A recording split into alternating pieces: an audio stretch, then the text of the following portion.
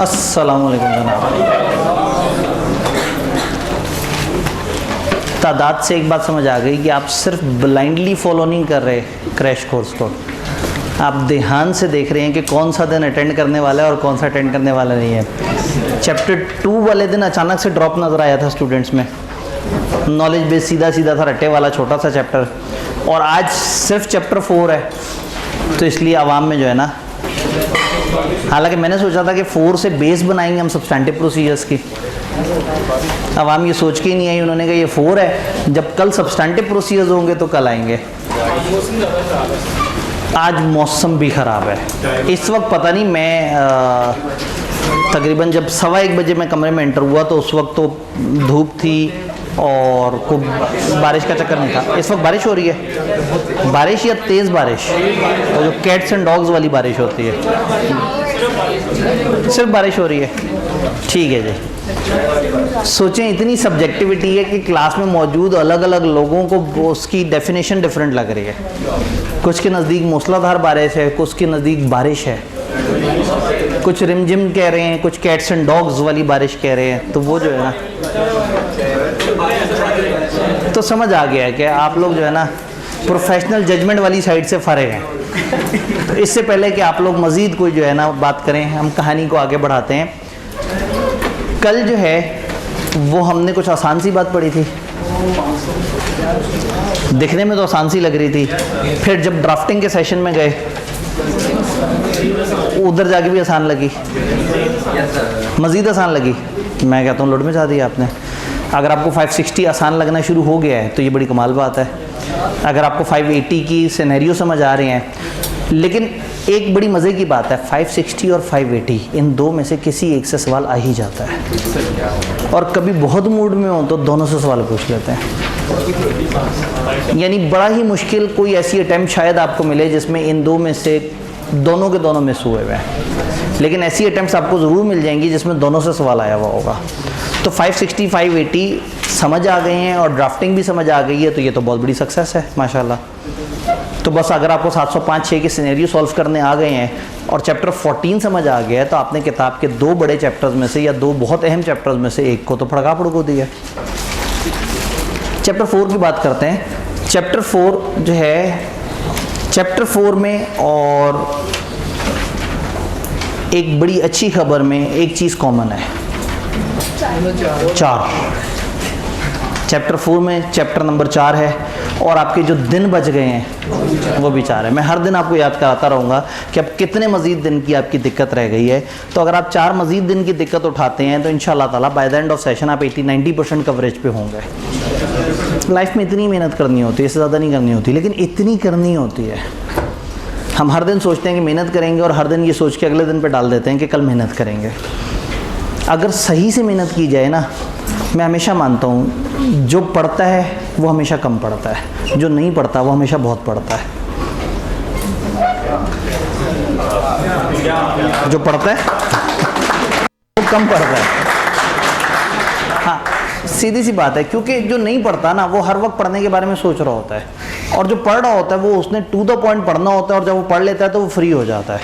तो कोशिश करें पहली वाली कैटेगरी बने कि जो बस वो कम पढ़ता है, क्योंकि अगर ना पढ़ने वाली तरफ चले गए तो पढ़ना भी ज़्यादा पड़ जाना है। तो बेहतर है कि पढ़ लें ताकि ज़्यादा ना पढ़ना पड़े। तो पढ़ें ताकि कम पढ़ें। अजीब ही बात है, ये फ़लसफ़ा ना आपको समझ आएगा छुट्टियों में, पेपरों की।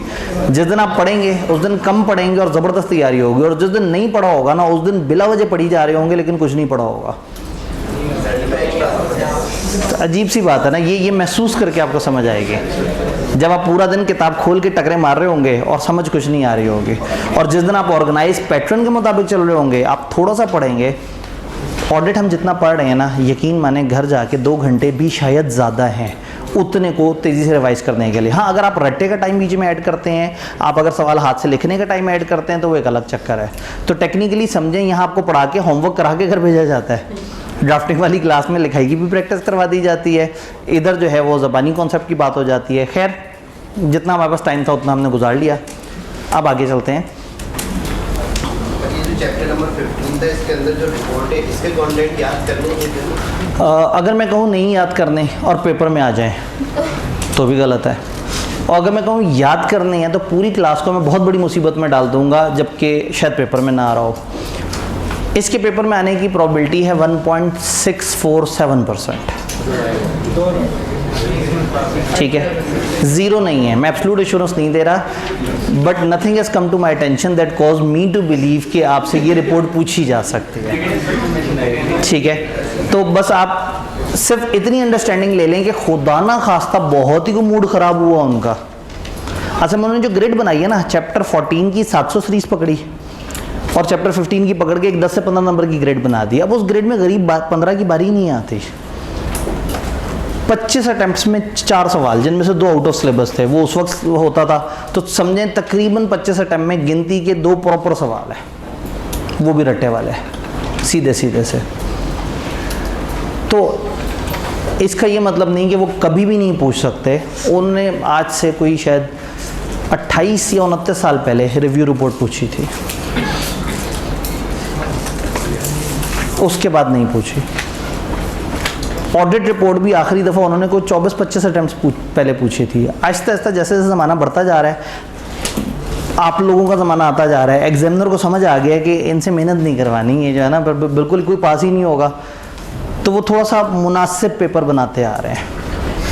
ये वो पेपर ही नहीं जिनके इतने अच्छे रिजल्ट आए। MFA ऑडिट ये बड़े जालिम पेपर होने चाहिए, लेकिन इनके बड़े अच्छे रिजल्ट्स आ रहे हैं।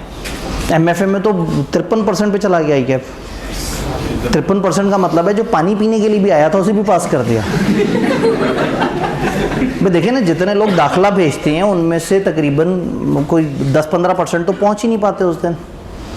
5% को अचानक से बहुत तबीयत ख़राब हो जाती है, 10% की नींद पूरी नहीं हुई होती, 15-16-20% ऐसे हैं जिनकी तैयारी बहुत ही हल्की होती है।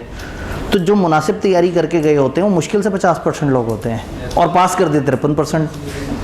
ये तो ऐसे ही हो गए जैसे अटेम्प्ट किया था 43 नंबर का और पेपर पास हो गया। तो आपकी ICAP आप पे रहम दिली करता है। ICAP कई जगह आपको बेनिफिट देता है। MFA के पेपर में एक सवाल में एक छोटा सा टेक्निकल एरर था जो ICAP के सामने आया, तो ICAP ने उस सवाल में to the best of my knowledge, मेरा अंदाज़ा है कि उन्होंने सबको ग्रेस मार्क्स दिए हैं, क्योंकि उस सवाल में टेक्निकल एरर था। तकरीबन तीसरा शायद सवाल था जो थोड़ा सा बड़ा करके था, जिसका एक बड़ा सा टेबल बनाना था।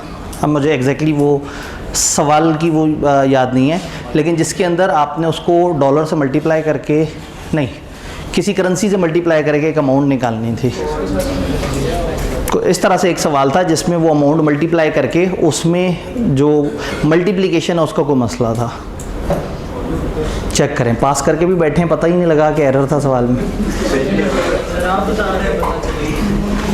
तो तभी तो सबको ग्रेस मार्क्स मिल गए ना, तभी तो मौजज़ बन के सारे बैठे हुए हैं MFA पास करके। तो ICAP ना हिसाब रखता है, वो जो है ना पास कर देता है।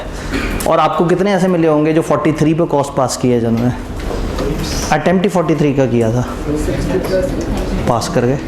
47 का करके पास कर गए, 45 का करके पास कर गए। क्यों? क्योंकि पेपर की सेटिंग में ग्रेड उन्होंने बुरी तरह से उजाड़ दी थी और डिसीजन मेकिंग को ओवर एम्फसाइज कर दिया था।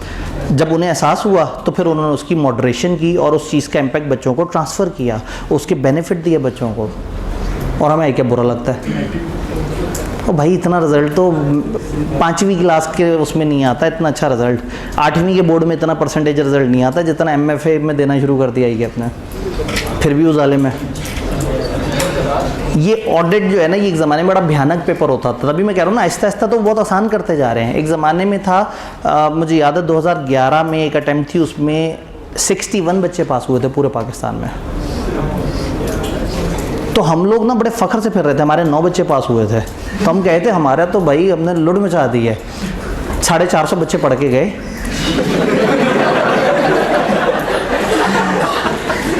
9 बच्चे पास हुए, 61 टोटल उन लोगों में से जो पूरे पाकिस्तान में पास हुए। तो उस वक्त क्या होता था कि एक ख़ास टाइम में ना ICAP इंस्टीट्यूट वाइज रिजल्ट देता था, तो दिस वाज हाईएस्ट। पूरे पाकिस्तान में मैंने टॉप किया था 9 बच्चे ऑडिट के पास। ठीक है, तो ऑडिट पे ये टाइम गुजरा है। ऑडिट इतना जालिम भयानक पेपर हुआ करता था। फिर उन्हें समझ आ गया कि ये वो बच्चे ही नहीं रहे जिनके ऊपर हम अपने शौक़ पूरे करें। वो ज़रा सा भी पेपर में थोड़ी सी कोताही हो जाए, थोड़ा सा प्लस माइनस हो जाए, वो फ़ौरन से उसकी कंपनसेशन दे देते हैं। एक चीज़ हमेशा याद रखा करें, पेपर देने के बाद आप लोगों को एक लिंक पे जाके फीडबैक देने की ऑप्शन मिलती है, ज़रूर दिया करें। कॉस्ट में मैं इतने बच्चों से कहा था कि ज़रूर फीडबैक दें, क्योंकि हमारा फीडबैक समझा जाता है कि शायद हम ये कह रहे हैं कि हमने नहीं पढ़ाया था, हमारे बच्चा फेल ना हो जाए, तो हमने इसलिए फीडबैक दे दिया। जो हम कहते हैं ना आपका पेपर सही नहीं था, इसमें ये मसला था, ज़रा गलत सेट हुआ था, ओवर सेट हुआ था, तो हमारे फीडबैक को थोड़ा सा भाव देते हैं, बहुत ज़्यादा नहीं।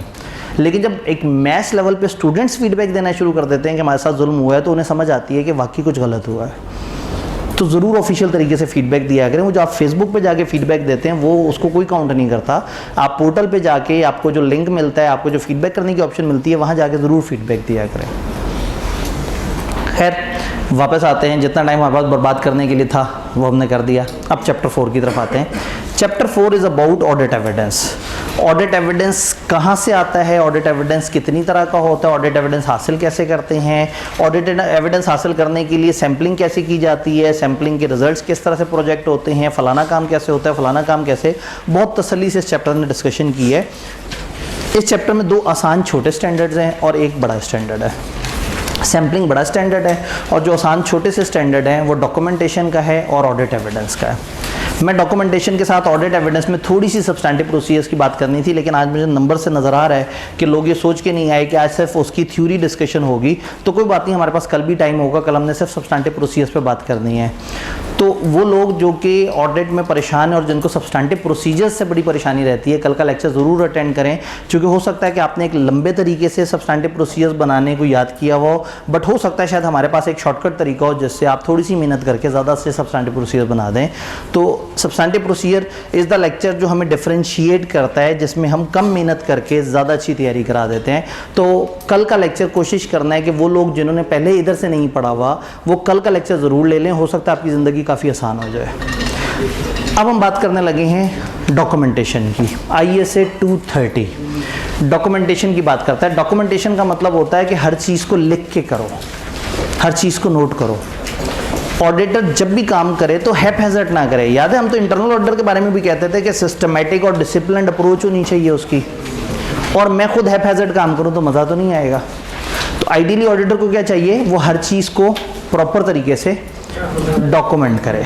हर चीज़ को डॉक्यूमेंट करने से क्या फ़ायदा होगा, हर चीज़ को लिखत पढ़त करने से क्या फ़ायदा होगा, एविडेंस रहेगा, रिकॉर्ड रहेगा, अल्फाज बदल दिए गए, बस कम वक्त में काम हो जाएगा, लीगल रिक्वायरमेंट भी हो सकती है, अंडरस्टैंडिंग बेहतर हो जाएगी, अपने ही लिखे हुए को बार बार देख रहे होंगे, पढ़ रहे होंगे, रेफरेंस करना आसान है। जी, क्वालिटी कंट्रोल रिव्यूअर ने जब काम देखना है तो उसको मिल जाएगा आपके वर्किंग पेपर्स, पार्टनर ने जब आपका काम देखना है उसे पता लग जाएगा। नेक्स्ट ईयर की ऑडिटर को बड़ी हेल्प हो जाएगी। ये जुमला आपने कह दिया, मैंने सुन लिया, जब आप फर्म में जाएंगे ना, ये बहुत कीमती जुमला है, क्योंकि जब आप ऑडिट शुरू करते हैं ना तो हर बंदे को तलाश होती है पिछले ईयर के वर्किंग पेपर, वो उसे पकड़ते हैं, उन एक्सेल की फाइलों को अपने पास रखते हैं, एडिट करते हैं, सारे ईयर चेंज करते हैं, सारा कुछ पहले से लिखा हुआ होता है, बस इस दफ़ा का सैंपल चेंज करके नया सैंपल डालते हैं और ईजी हो जाते हैं। ना एक्सेल पे रंगबाजी करनी पड़ी होती है, ना नई लाइन्स लगानी पड़ी होती है, मतलब बहुत सारी मेहनत जो पहली दफ़ा वाले ने कर ली है, उसके बाद अगली दफ़ा वाले तो पिछले दफ़ा के पूरे फॉर्मेट इस्तेमाल कर रहे होते हैं, तो अगले साल भी काम आ जाता है और डायरेक्शन मिल जाती है, आपको फोकस मिल जाता है, आपको याद नहीं रखना पड़ता आपने क्या क्या किया है, आपका काम चेक किया जा सकता है। और कल को आप कहीं अदालत में फंस गए और किसी ने कहा जी इस ऑडिटर ने तो गलत ओपिनियन दी थी, आप कहेंगे देखिए मेरे वर्किंग पेपर ये सबूत ये सब साफ जाहिर कर रहे हैं कि काम सही से हुआ था। जी, प्लानिंग वगैरह में भी हमें हेल्प मिल जाएगी इससे। अब अगला सवाल, क्या क्या डॉक्यूमेंट करें?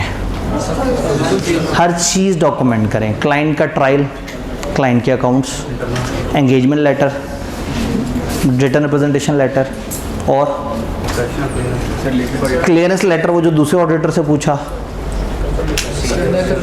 जी, एक्सटर्नल कंफर्मेशन जितने हमें खत आए वो, रिटर्न रिप्रेजेंटेशन की हमने बात कर ली, रिलेटेड पार्टी पे जो काम किया, जो सैंपल उठाया, सैंपल पे जो काम किया जी, गोइंग कंसर्न के ऊपर जो असेसमेंट की है वो उसका डॉक्यूमेंटेशन। मतलब आप अगर सारे स्टैंडर्ड भी सोचना शुरू कर दें तो आपके पास बहुत सारा मसाला आ जाएगा। क्लाइंट के मेमोरेंडम, क्लाइंट के आर्टिकल्स, क्लाइंट के फ्लो चार्ट्स वगैरह, क्लाइंट के डिफरेंट तरह के सिस्टम्स, उस सिस्टम्स पे आपका किया हुआ काम, ये सारी चीज़ें हैं जो आइडियली आपको करनी चाहिए। तो नॉर्मली क्या होता है, हम एक परमानेंट फाइल बनाते हैं जिसमें वो चीज़ें रखते हैं जो बार बार बहुत तेज़ी से नहीं बदलनी। मेमोरेंडम आर्टिकल डाल दिया, हर साल का सिर्फ अकाउंट्स उसमें डाल दिए और ऑडिट रिपोर्ट, और जो चीज़ हर साल बहुत ज़्यादा चेंज होगी उसको हम डाल देते हैं करंट फाइल में। फॉर एग्जांपल हर साल की सेल्स की फ़ाइल अलग होगी, अगले साल की सेल्स की फ़ाइल फिर अलग होगी। तो हर साल कुछ ऐसे एरियाज़ हैं जो दोबारा नए सिरे से बनते हैं और कुछ ऐसे एरियाज़ हैं जो पिछले साल वाले ही एज इट इज़ चल रहे होते हैं। तो आपने दो तरह की फाइल्स बनाई होती हैं, कुछ परमानेंट किस्म की फाइल्स होती हैं जो ज़्यादा चेंज नहीं हो रही होती हैं, और कुछ टेम्परेरी फाइल्स होती हैं या करंट फाइल्स होती हैं जो ज़्यादा बार बार चेंज हो रही होती हैं। ये डॉक्यूमेंटेशन किस फॉर्म में करनी है? फिज़िकल फाइलें बनाएं, उसमें कागज़ लगाएं, उस पर पेन लगाएं, उसको फिज़िकली रखें। दोनों ऑप्शन हो सकता है, इलेक्ट्रॉनिक भी हो सकता है, फिज़िकल भी हो सकता है। तो ये कैसे पता लगेगा कि हमें इलेक्ट्रॉनिक की तरफ जाना है या फिज़िकल की तरफ? डिपेंड करता है किस पे? एरिया पे डिपेंड करता है। क्लाइंट के पास डाटा किस फॉर्म में मौजूद है, उनका निज़ाम किस तरह का है, हमारी फर्म के पास क्या रिसोर्सेज हैं, हमारा सॉफ्टवेयर, हमारे पास चीज़ें किस तरह से हैं, तो इस पे फ़र्क पड़ता है। इलेक्ट्रॉनिक अगर हम डॉक्यूमेंटेशन मेंटेन करें तो इसके कोई फ़ायदे भी होंगे।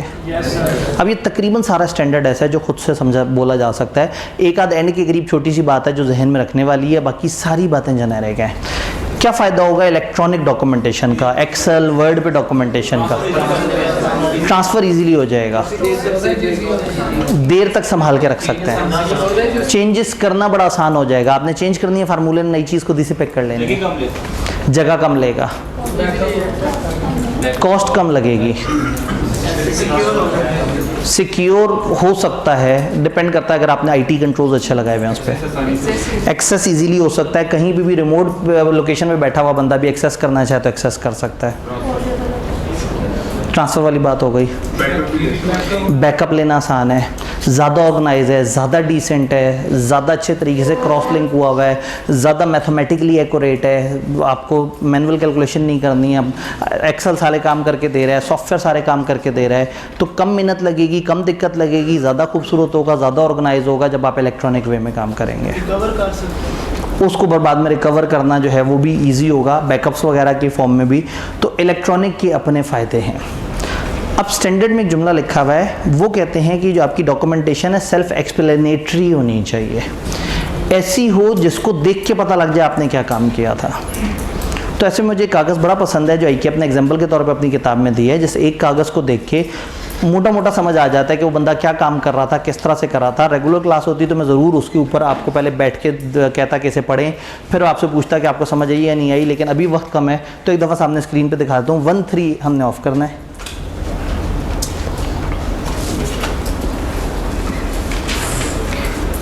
ये एक कंपनी है, क्लाइंट ABC लिमिटेड है, ऑडिट वर्किंग पेपर है, सब्जेक्ट क्या है, ट्रेड पेबल, पीरियड एंड है 31 मार्च 2024। प्रिपेयर की है DG नामी शख्स ने, जिसका नाम इसके इनिशियल D और G होंगे, जैसे हमने रेगुलर क्लास में कहा था डेरा गाजी, और रिव्यूड बाय TR, जो उसका कोई भी नाम हो सकता है। किस दिन उसने बनाए थे और किस दिन रिव्यू हुए थे वो इस पे आ रहा है। ऑब्जेक्टिव क्या है, ensure trade payable is fairly stated.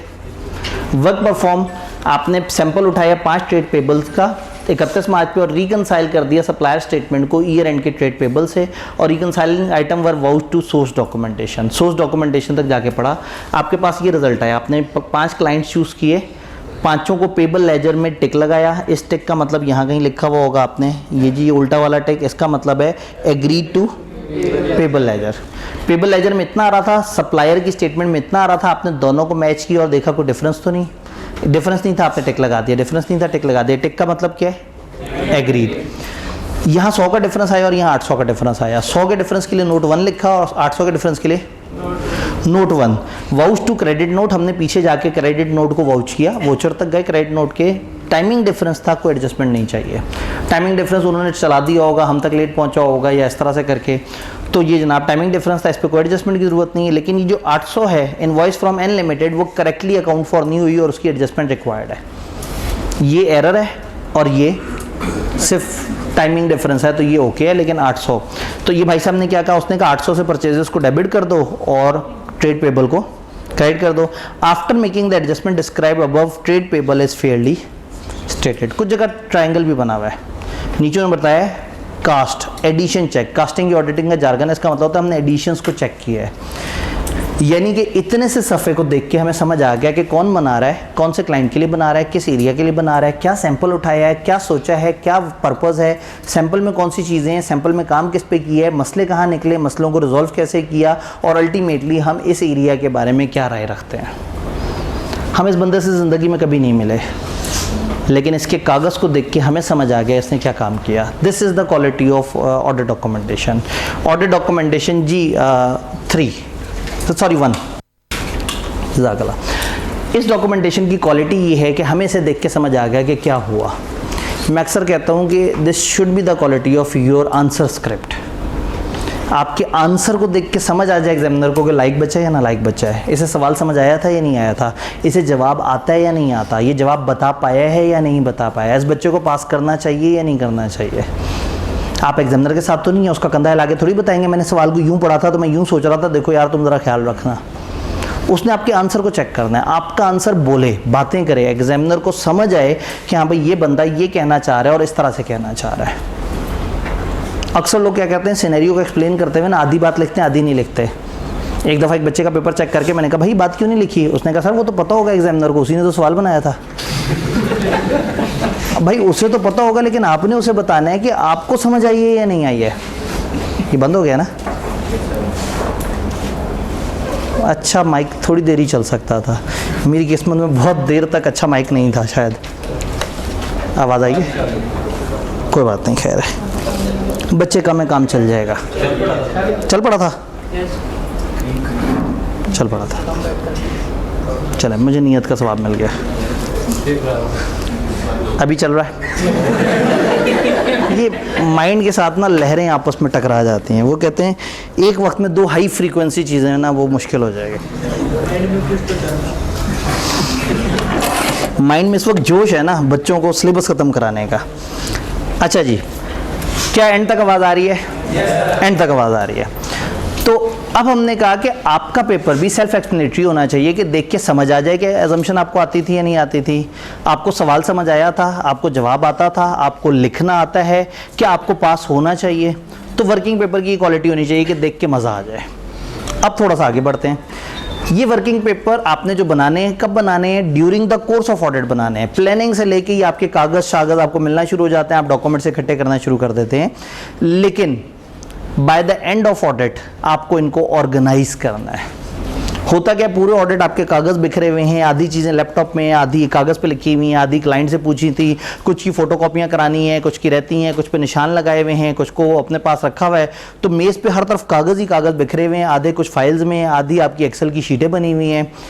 Audit ख़त्म होने के करीब है, पार्टनर आया, उसने सारे लोगों से सारी चीज़ें पूछी, सब लोगों ने सारी चीज़ें बड़े अच्छे तरीके से बता दी। अब ऐसा नहीं है कि वो साइन करके चला जाए और हम सारे कागज़ उठा के फेंक दें। ऑडिट हो जाने के बाद भी हम लोगों ने कुछ टाइम लेना है, 1-2 महीने का, और हमने उनको अब अरेंज करना है, उनको असेंबल करना है, उनको तरतीब से लगाना है, उनको सीरियल नंबर अलोकेट करना है। एक्सेल है तो उसमें लिंक्स लगाने हैं, डिसेंसी बनानी है, कब कंप्लीट हुआ, कब रिव्यू हुआ, वो तारीखें डालनी हैं, एंड पे इस तरह के कमेंट्स लिखने हैं कि हाँ भाई अब हम मुतमईन हैं, और इस तरह से करके। तो एंड ऑफ ऑडिट पे एक प्रोसेस होता है, उसको हम कहते हैं assembly of final audit file. आप फाइनल ऑडिट फाइल को इकट्ठा करते हैं, फिजिकल फॉर्म में है तो इकट्ठा करके ऑर्गेनाइज करके आप अपने गोदाम में जमा करा देते हैं फॉर्म के, और अगर इलेक्ट्रॉनिक है तो आप सारा इकट्ठा करके सारे लोगों से उनके एरियाज़ पकड़ते हैं, उन एरियाज़ को एक बड़ी फाइल में अटैच करते हैं और अपने सॉफ्टवेयर पे रेलेवेंट जगह पे जाके चीज़ों को अटैच कर देते हैं, और उसके बाद आप अपनी एक्सेस ख़त्म कर देते हैं। क्या वो वहाँ चले गए? ये कहलाती है असेंबली। ऑडिट होने के बाद भी यू आर अलाउड कि आप बाद में अपने ये वाले काम पूरे करें। क्यों? क्योंकि अगली दफ़ा वाला जब बंदा आएगा तो उसको ऑर्गेनाइज हुआ हुआ डाटा मिले। आपने तो उस वक्त बहुत हैफेज़र्ड में ऑडिट ख़त्म किया। ये ऐसे ही है जैसे पूरा सेशन आप पढ़ते रहे, कभी आपको कोई टेस्ट मिला, कभी आपके हाथ में कोई कागज़ था, कभी किसी टीचर ने कोई सवाल कराया, आपने किसी रजिस्टर पे कर लिया, कभी कहीं, कभी किसी तरह से। अब एक दिन आपको छुट्टियाँ शुरू हुई और फिर अब आपने सोचा कि अब मैं बैठ के रिवाइज़ करूँगा। वो दिन आप असेंबली करेंगे तो अगले दिनों की रिवीजन बड़ी अच्छी होगी। असेंबली का मतलब आप उस सब्जेक्ट की हर चीज़ जो जिस रजिस्टर, जिस जगह, जो कागज़, जो चीज़ जहाँ पड़ी हुई है, उन सबको पहले इकट्ठा करेंगे, ऑर्गेनाइज करेंगे। जब वो एक जगह इकट्ठा हो जाएगा अब आपके लिए ईजी है। वरना क्या होगा, हर अगले दिन आप कहेंगे आज ये टॉपिक करना है, ओए इसका सर ने कागज़ दिया था, ओए वो कागज़ तो कयूम के पास रह गया, ओए अब क्या होगा, कल करेंगे। व्हाट्सएप, फेसबुक, ये आपने इसलिए उठाया कि आपने कयूम को मैसेज करना है, अब्दुल कयूम को, लेकिन अब्दुल कयूम की बारी तो बहुत बाद में आएगी, ठीक है, वो तो शायद सबसे एंड पे है और अल्लाह करे आपको याद रह जाए कि आपने मोबाइल अब्दुल कयूम को मैसेज करने के लिए उठाया था, लेकिन 1.5 घंटे बाद जब आप मोबाइल साइड पर रखेंगे तो सोचेंगे कि कुछ मिसिंग है। हाँ ठीक है, ऑडिट तो तैयार हो गया, अब दूसरा वाला सब्जेक्ट उठा के तैयार करते हैं। तो ये एक प्रॉब्लम है कि अगर आप ऑर्गेनाइज नहीं करेंगे तो अगली दफ़ा ये आपकी अपनी रिवीजन को ख़राब कर देगा। टेस्ट आपने साथ साथ देते गए, आप चीज़ें इकट्ठी करते गए, अगर आपने सही से ऑर्गेनाइज नहीं रखा तो आप ही की अपनी रिवीजन भी ख़राब हो जाएगी। तो फिर एक एंड पे असेंबली होगी और असेंबली के बाद ऑडिटर सारी चीज़ों को डिसेंट तरीके से करके अपने रिकॉर्ड्स में जमा करा देगा, अगली दफ़ा वाले आके वो रिकॉर्ड निकाल सकते हैं। लेकिन इस दफ़ा रिकॉर्ड जमा कराने के बाद और अगली दफ़ा वालों के आने से पहले अगर कोई एक्सेप्शनल चेंज आ गई, कोई सब्सिक्वेंट इवेंट आ गया, कोई अचानक से मेमोरेंडम में कोई चेंज आ गई, क्लाइंट की वो पॉलिसी में चेंज आ गई, कोई एंगेजमेंट लेटर रिवाइज हो गया, अगर आपको डॉक्यूमेंटेशन में मॉडिफिकेशन करनी पड़े तो स्टैंडर्ड ने क्या अलाउड तो है, लेकिन अब पूरा उसका लॉग मेंटेन करें। किस बंदे ने कौन से महीने की कौन सी तारीख को कौन सी फाइल निकलवाई रिकॉर्ड में से, उसमें कौन सी चेंजेस की, किस मैनेजर ने अप्रूव किया, किस ट्रेनी ने वो चेंजेस की, कौन से सफ़े माइनस हुए और कौन से सफ़े अंदर दोबारा डाले गए और उसके बाद रिकॉर्ड दोबारा कब रखा गया, आप इसका लॉग मेंटेन करेंगे। अगर आपने सॉफ्ट में जमा कराए हुए हैं तो उस सॉफ्टवेयर को एक्सेस करेंगे, एक खास एडमिनिस्ट्रेटर पासवर्ड से आप उसको डाउनलोड करेंगे, फिर उसमें से एक फ़ाइल पकड़ेंगे, उस फाइल में चेंज करेंगे। आपको लॉग मेंटेन करने की ज़रूरत नहीं, क्योंकि इलेक्ट्रॉनिक केस में तो ये खुद ही एक्सेल या आपका सॉफ्टवेयर रिकॉर्ड मेंटेन कर रहा होगा कि कौन से लॉगिन से कौन से बंदे ने कब कौन कौन सी चेंज यहाँ पे की। तो मॉडिफिकेशन अगर होती हैं तो आप उसको भी रिकॉर्ड करते हैं। ये वर्किंग पेपर हमारी फ़ाइल है, ये क्लाइंट की फ़ाइल नहीं है, तो ये हमारी कस्टडी में होनी चाहिए, हम क्लाइंट को नहीं देंगे, ये हमने संभाल के रखना है। अब कितने अरसे तक संभाल के रखें, तो ऑडिटिंग के स्टैंडर्ड कहते हैं कि कम से कम 5 साल तक संभाल के रखो। अगर तुम्हारे मुल्क में कोई और रिक्वायरमेंट नहीं है तो मरे से मरे 5 साल की रिक्वायरमेंट है। अब पाकिस्तान में कंपनियों के रिकॉर्ड संभाल के रखने की रिक्वायरमेंट चूंकि 10 साल है, तो हम इखलाकी बेसिस पे कंपनियों के ऑडिट के record on a very safer side 10 साल तक संभाल के रख लेते हैं, क्योंकि वो रिक्वायरमेंट कंपनी वालों को, ऑडिटर को नहीं है। लेकिन ऑडिटर, क्योंकि कंपनी के रिकॉर्ड अगर मौजूद होंगे और ऑडिटर के रिकॉर्ड मौजूद नहीं हो तो क्लैश आ सकता है। तो एहतियातन हम 10 साल तक कंपनीज एक्ट वाली बात को फॉलो करते हैं, अदरवाइज ऑडिटिंग स्टैंडर्ड ने मिनिमम टाइम बताया है 5 साल का। डन, जल्दी से देखते हैं और स्टैंडर्ड को मुकाते हैं जी। 1 जी जी जी जी, डॉक्यूमेंटेशन ऑडिटर अपने पास रखेगा, ये ऑडिटर की कस्टडी में होंगी, ऑडिटर की एसेट है, ऑडिटर के पोजीशन में है, क्लाइंट को हम नहीं देंगे। अगर उन्हें दे दिया तो उन्हें पता लग जाएगा कि हमने काम नहीं किया, तो ये आपने कभी भी क्लाइंट से नहीं शेयर करना है, ठीक है, ये फर्म का राज है, अपने पास रखने हैं।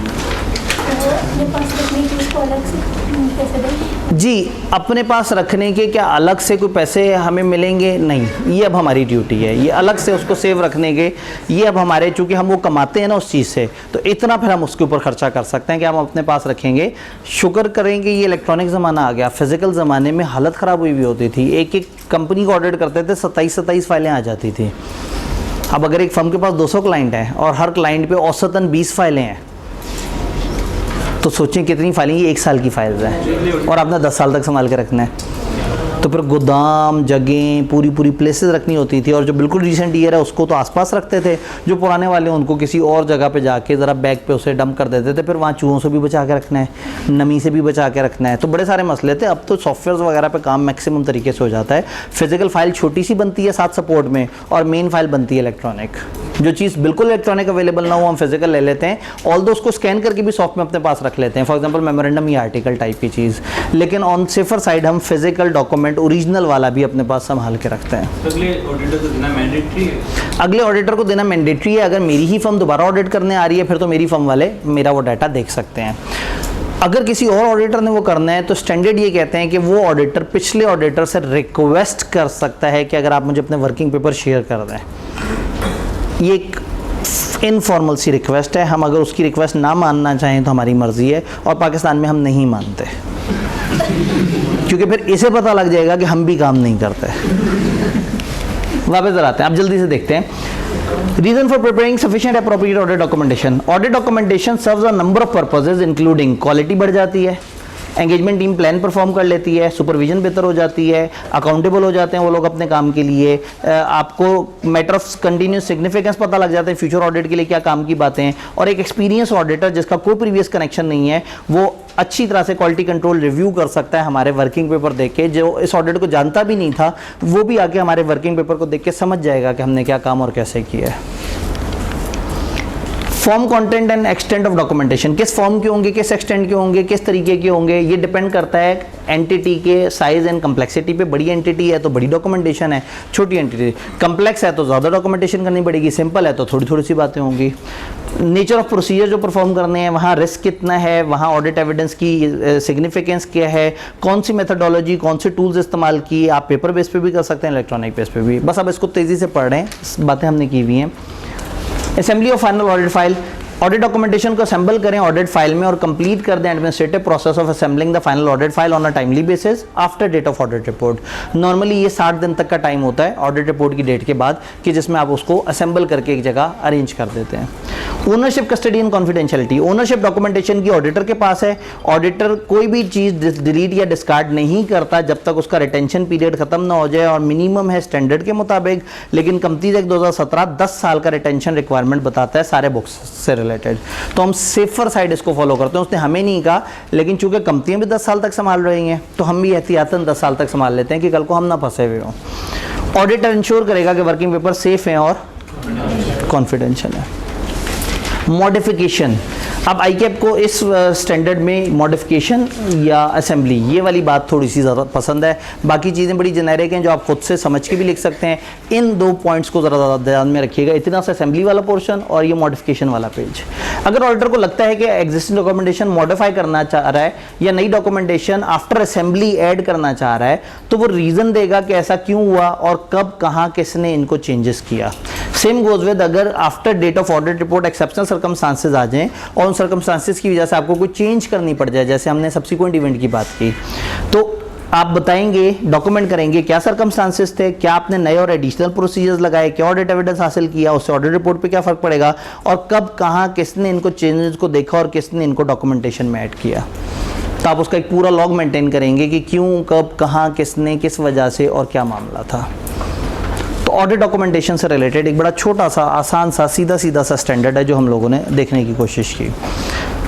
एक स्टेप आगे चलते हैं, डॉक्यूमेंटेशन पे अगर कोई आखिरी सवाल है तो बताएं। सर आपने कहा कि हम अपने पास रखेंगे, तो डॉक्यूमेंटेशन हम अपने पास रखेंगे। ये चेंज जब हम कर रहे हैं तो जी। हम कह रहे हैं इसका लॉग भी मेंटेन रखें। जो चेंज कर रहे हैं उसका लॉग भी मेंटेन करेंगे। अब हम अपने पास से क्या मुराद है, हम एक फर्म है, एक फर्म में है 10 पार्टनर्स, 10 पार्टनर्स के नीचे हैं 250 लोग। अब ऐसे में अगर मैं एक पार्टनर के अंडर, एक मैनेजर के अंदर एक ट्रेनी हूँ तो मैंने कम से कम ये लॉग बताना है कि किस बंदे ने, मतलब वो है तो हमारा ही प्रॉपर्टी लेकिन जिम्मेदारी भी तो हो कि कौन से वाले पार्टनर ने कौन से मैनेजर को कह के कौन से ट्रेनी से क्या चेंज करवाई थी, ताकि कल को अगर कोई गड़बड़ हो तो पता हो कि किसने किया था। चूँकि सफ़ों के ऊपर तो लिखा हुआ है किसने बनाए थे, अब मैं जाऊँ और जो ये डेरा गाजी जिसका नाम था उसके डॉक्यूमेंट पे जाके चेंज कराऊँ तो बेचारा वो फंस जाएगा। 2-3 साल बाद अगर कोई देखेगा कि यार डेरा गाजी ने क्या काम किया हुआ है, तो जो भी अमेंडमेंट होगी वो उस बंदे के नाम से होगी। करस्पॉन्डेंस क्या होती है, इन्होंने कहा क्लाइंट की करस्पॉन्डेंसेस भी हम अपनी डॉक्यूमेंटेशन पे रखेंगे। करस्पॉन्डेंस होती है आपकी एक दूसरे से बातचीत, एक दूसरे से कम्युनिकेशन। मैं क्लाइंट को शुरू में ख़त लिखा कि हाँ भाई वो मैं एग्री हूँ, मैं अगला ऑडिट करना चाहता हूँ। उन्होंने मुझे ख़त लिखा कि हाँ भाई वो नया ऑडिटर रिकमेंड हुआ, अगर आपने रिप्रेजेंटेशन भेजनी है तो भेज दो, याद है। मैंने जब वो रिप्रेजेंटेशन भेजी जिस पर वो मीटिंग में पढ़ के सुनाया जाए, फिर मुझे ऑडिट असाइन हुआ, फिर एंगेजमेंट लेटर की आपस में ख़तों किताबत हुई, फिर दरमियान में मैंने उनसे बार बार रिटर्न रिप्रेजेंटेशन लिए, फिर एंड के ऊपर डॉक्यूमेंट्स। तो ये जो बार बार मेरी क्लाइंट से ख़तबाजी हो रही है ये करस्पॉन्डेंस है, तो वो करस्पॉन्डेंस भी इसमें आनी चाहिए। ठीक है जी, अब आगे चलते हैं। दूसरा छोटा सा स्टैंडर्ड, ब्रेक से पहले का टारगेट ISA 500। आपको ये दिन देखने पड़ गए कि आपको बहुत ही गंदी राइटिंग के अंदर जो है ना, वक्त ज़्यादा होता तो मैं बोर्ड पे बाकायदा तरीके से गंदी राइटिंग करता, लेकिन आप जो है वो कम टाइम है तो पिछली गंदी राइटिंग के ही कॉपी पेस्टेड वर्जन से काम चलाया जा सकता है। ISA 500 एविडेंस की बात करता है, ऑडिट एविडेंस की बात करता है।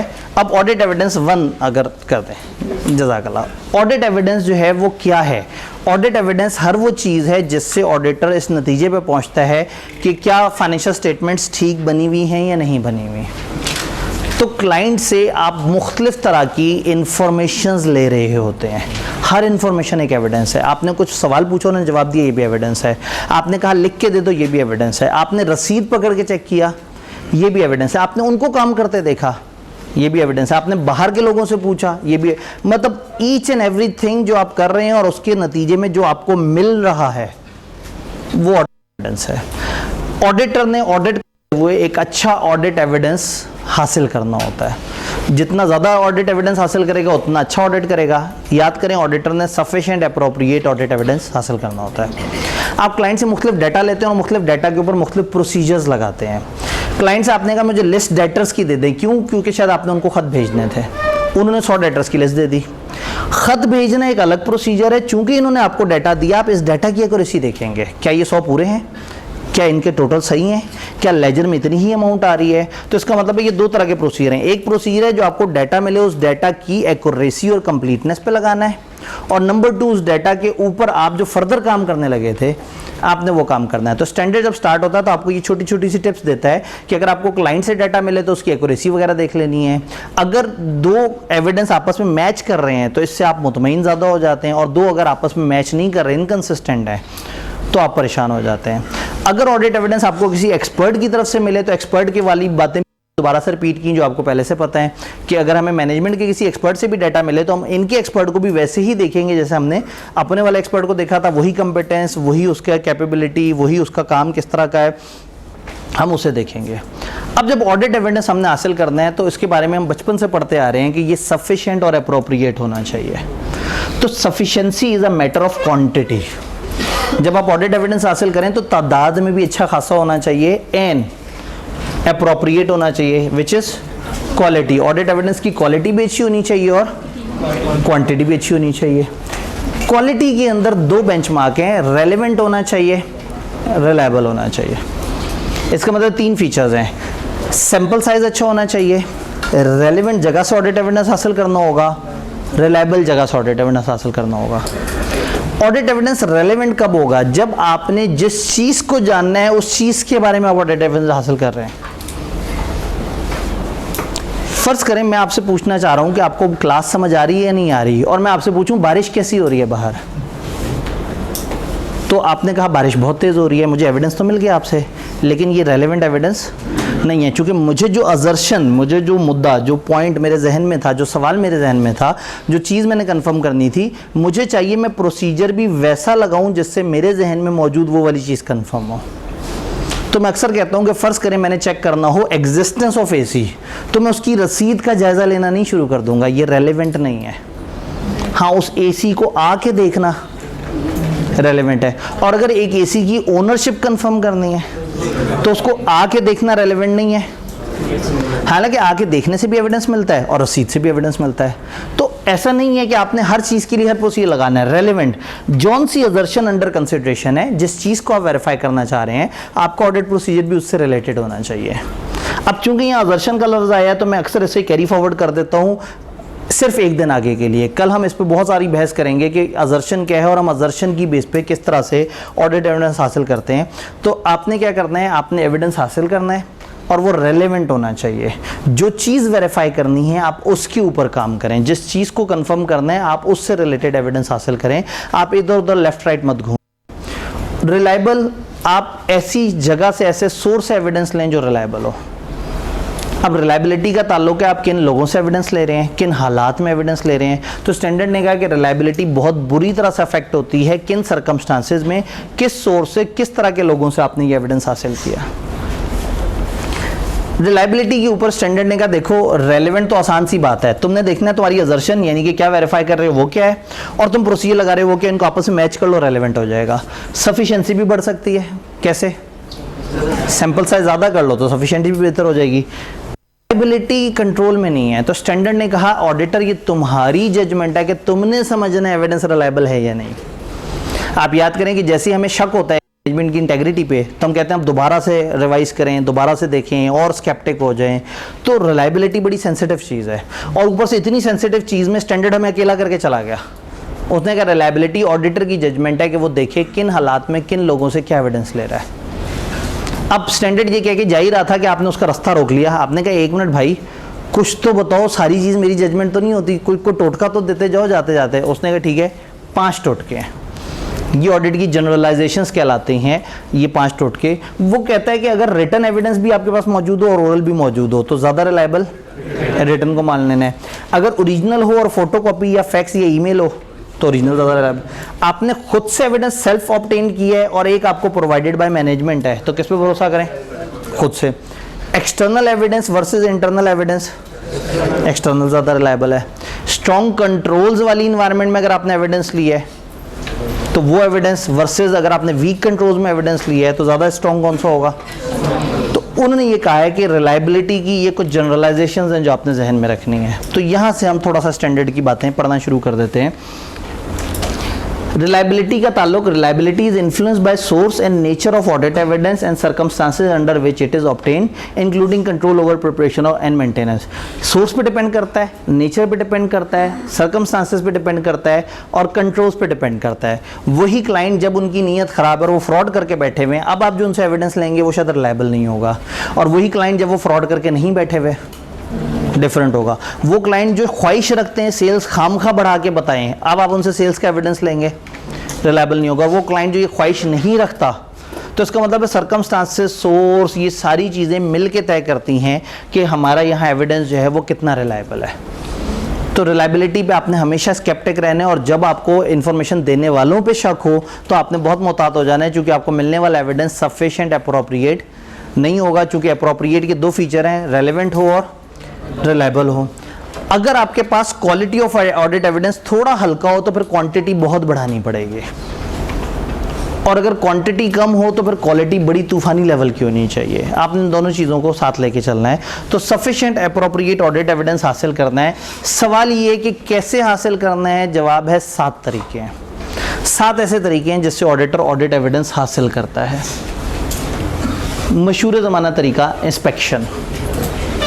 आप डॉक्यूमेंट्स, रिकॉर्ड्स, ऑब्जेक्ट्स को इंस्पेक्ट करते हैं, जांच पड़ताल करते हैं। ऑब्जेक्ट्स की जांच पड़ताल की जाती है, रिकॉर्ड्स या डॉक्यूमेंट्स को या एसेट्स की जांच पड़ताल करने से आपको जो मालूमात मिली वो क्या है? वो एविडेंस है। ये 7 तरीके हैं जिनसे ऑडिट एविडेंस हासिल करते हैं। देन इंक्वायरी, इसका ऑपोजिट। ऑब्जेक्ट्स की इंस्पेक्शन की जाती है, इंसानों की इंसान की तफ्तीश नहीं करेंगे, इंसान की आगे तलाशी नहीं लेंगे, इंसान से सवाल पूछेंगे, वो सवाल का जवाब देगा। तो इंक्वायरी ऑडिटर का फेवरेट काम है, वो इन्फॉर्मेशन नॉलेजेबल पर्सन से आके विद इन या आउटसाइड एंटिटी उनसे सवाल पूछता है, वो जवाब देते हैं और वो उसको अपने पास नोट कर लेता है। तो ऑडिट एविडेंस हासिल करने का एक तरीका इंक्वायरी और एक तरीका इंस्पेक्शन। इंस्पेक्शन में आप चीज़ चेक कर रहे हैं, इंक्वायरी में आप इंसान को चेक कर रहे हैं, ऑब्जर्वेशन में आप इनसे इन कांटेक्ट हो ही नहीं रहे। आप ना आगे सवाल पूछ रहे हैं, ना इनको हाथ लगा रहे हैं, ना इनके ऑब्जेक्ट्स या चीज़ों को इंस्पेक्ट कर रहे हैं। आप एक प्रोसेस को अपनी आंखों से होते हुए देख रहे हैं। क्लाइंट इन्वेंट्री काउंटिंग कर रहा है, आप अपनी आंखों से देख रहे हैं। क्लाइंट वाले अकाउंट्स के अंदर एंट्री कर रहे हैं, आप अपनी आंखों से देख रहे हैं। क्लाइंट अपने कंट्रोल लगा रहे हैं और 3 ताले डेली लगा के जा रहे हैं, आप अपनी आंखों से देख रहे हैं। क्लाइंट के किसी भी क्लेम को, क्लाइंट की किसी भी चीज़ को, क्लाइंट की किसी भी प्रोसेस को अपनी नेकेड आई से ऑब्जर्व करना और देखना कि वो क्या और कैसे कर रहे हैं, ये भी एक ऑडिट एविडेंस है। Observation, looking at the process या प्रोसीजर जो किसी और ने परफॉर्म किया, लेकिन प्रॉब्लम ये है कि limited to the point in time है जिस वक्त ऑब्जर्वेशन हुई। यानी जिस दिन आके आपने देखा कि आज 3 ताले इन्होंने लगाए या नहीं लगाए, तो ये उस दिन का तो एविडेंस मिल गया, लेकिन 365 दिनों का एविडेंस नहीं मिला। और ऊपर से अगर उन्हें पता हो पहले से कि आप ऑब्जर्वेशन कर रहे हैं, तो उस दिन तो वो 4 ताले लगाएंगे। जो नहीं भी लगाना था वो भी ताला लगा के जाएंगे कि यार ऑडिटर देख रहा है, उसे पता लगना चाहिए, हम बड़े ध्यान से काम करते हैं। तो ऑब्जर्वेशन की 2 वीकनेसेस हैं, उस पॉइंट पे एविडेंस देता है, और दूसरा अगर लोगों को पता लग जाए तो वो आर्टिफिशियली बिहेव करते हैं, वो फिर आपको अच्छा एविडेंस नहीं लेने देते। ये 3 तरीके जो बड़े ज़्यादा कॉमन है, इंक्वायरी, ऑब्जर्वेशन और इंस्पेक्शन। फिर 2 इस तरह के तरीके हैं जिसमें आप क्लाइंट की किसी हरकत को दोबारा करते हैं। क्लाइंट ने आपके सामने एक शीट रखी, उन्होंने कहा ये हमारी प्रोविजंस की कैलकुलेशन है। आपने देखा तो उसमें 200 लाइन आइटम थे और उसके अंदर अलग अलग परसेंटेजेस थी, उन्होंने मल्टीप्लाई किया था। आपने वही शीट पकड़ी और उसको रीकैलकुलेट किया, उसके टोटल चेक किए, उसको एक्सेल में डाल के उसको देखा, या उन्होंने जो आपको शीट दी उसकी काउंटिंग को, उसकी कैलकुलेशन को, उसके हिसाब किताब को दोबारा से किया, तो ये क्या कहलाएगा? रीकैलकुलेशन। और समटाइम क्या होता है, आप क्लाइंट की हुई किसी हरकत को दोबारा परफॉर्म करते हैं, ऐसे हम कहते हैं री परफॉर्मेंस। क्लाइंट ने इन्वेंट्री काउंटिंग करके रखी हुई है, आपने कहा अब मैं आके करूँगा। क्लाइंट ने खास प्रोसेस में आपको बताया कि इस प्रोसेस में 10% लॉस हमारा यूं हो जाता है, आपने कहा मैं आके मैं भी ये वाला प्रोसेस करके देखूंगा कि इसमें कोई मसला तो नहीं है। आप याद करें, हमने कहा इंटरनल ऑडिटर के थोड़े से काम को खुद से करके देखो क्या नतीजा निकलता है। तो री परफॉर्मेंस में ये इंडिपेंडेंट एग्जीक्यूशन है वो प्रोसीजर या कंट्रोल की जो ओरिजिनली एंटिटी के अपने इंटरनल कंट्रोल्स में उन्होंने किया था, अब हम वही प्रोसीजर खुद से करके देख रहे हैं क्या उसी तरह से होता है। क्लाइंट ने कहा कि जी ये देखें, हम जिस वक्त भी एक एंट्री डालते हैं और डेबिट क्रेडिट पे अलग अलग अमाउंट होती है, सिस्टम शोर मचा देता है। ये करके दिखाया और सिस्टम में से टू की आवाज़ आई, उसने एंट्री रिकॉर्ड नहीं की। ये उन्होंने दिखाया, मैंने ऑब्जर्व किया है। तो री परफॉर्मेंस क्या होगा? मैं कहूँगा साइड पे हो जाएं, मैं सिस्टम पे बैठूँ, मैं एंट्री डालूँ और फिर उसी तरह की टू की आवाज़ आए। अब मुतमईन होऊंगा कि हाँ खुद से करके देखा है, ये इसी तरह से ही है। तो रीकैलकुलेशन और री परफॉर्मेंस में लोग कंफ्यूज कर देते हैं। रीकैलकुलेशन किसी अरिथमेटिकल मैथमेटिकल कैलकुलेशन को मैथमेटिकल दोबारा से करने को रीकैलकुलेशन कहते हैं, और री परफॉर्मेंस किसी एक एक्टिविटी को, एक फिजिकल, एक एक्चुअल जो एक्टिविटी हो रही होती है उस एक्टिविटी को दोबारा करने को री परफॉर्मेंस कहते हैं। क्या रीकैलकुलेशन री परफॉर्मेंस क्लियर है? देन दो अलग तरह के स्टैंडर्ड हैं, external confirmation ISA 505, analytical procedure ISA 520। ISA 505 ये इंशाल्लाह ताला ये हमारा कल का टारगेट होगा, और 520 हमारा इंशाल्लाह ताला परसों का टारगेट होगा। तो एक्सटर्नल कंफर्मेशन में क्या होता है, आप बाहर के लोगों को खत पे मुख्तलिफ होते हैं। अब खत कैसे लिखना है, क्या एहतियात होगी, उसके ऊपर पूरा स्टैंडर्ड पढ़ेंगे।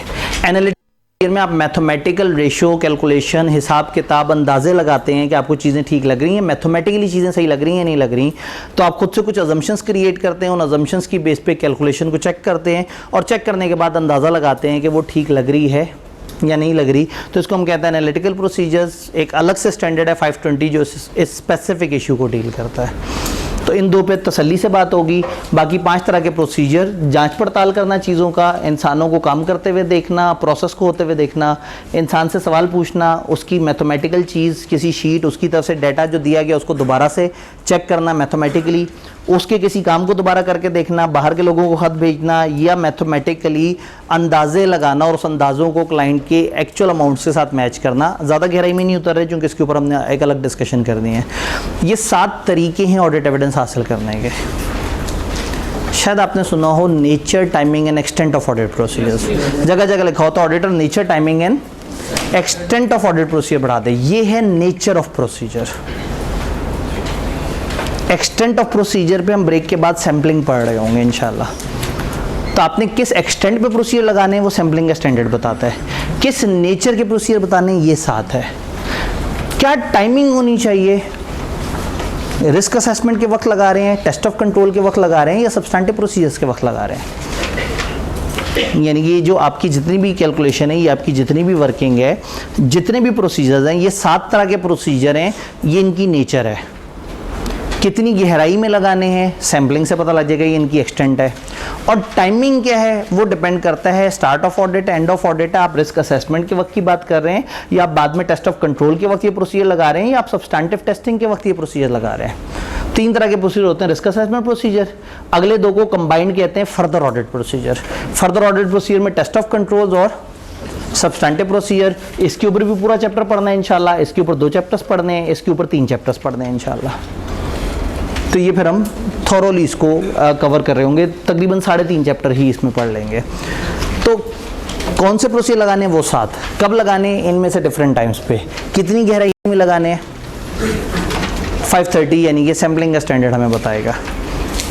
क्या यहाँ तक हमने जो बात की है वो आपको समझ आ रही है? ये जो ऑब्जर्वेशन में ऑडिटर सिर्फ ऑब्जर्व करेगा कि ऑब्जर्वेशन में जो ऑडिटर ऑब्जर्व करेगा, देख रहे हैं उसको भी डॉक्यूमेंट करेंगे जी, अगर वो ऑब्जर्व करेगा तो क्या उसे भी डॉक्यूमेंट करेगा? यस, क्योंकि बाद में वो तो चला गया होगा, वो ट्रेनिंग फर्म छोड़ के चला जाएगा, और 3 साल बाद एक बंदा QCR रिव्यू कर रहा होगा और कागज़ को देख के कहेगा यार ये तुम्हें ये कागज़ पे लिखा होगा कि हमने क्लाइंट से सवाल पूछा, तो शायद वो सीनियर ऑडिटर कहे यार सिर्फ सवाल नहीं पूछना था, उस चीज़ को अपनी आंखों से होते हुए भी देखना था।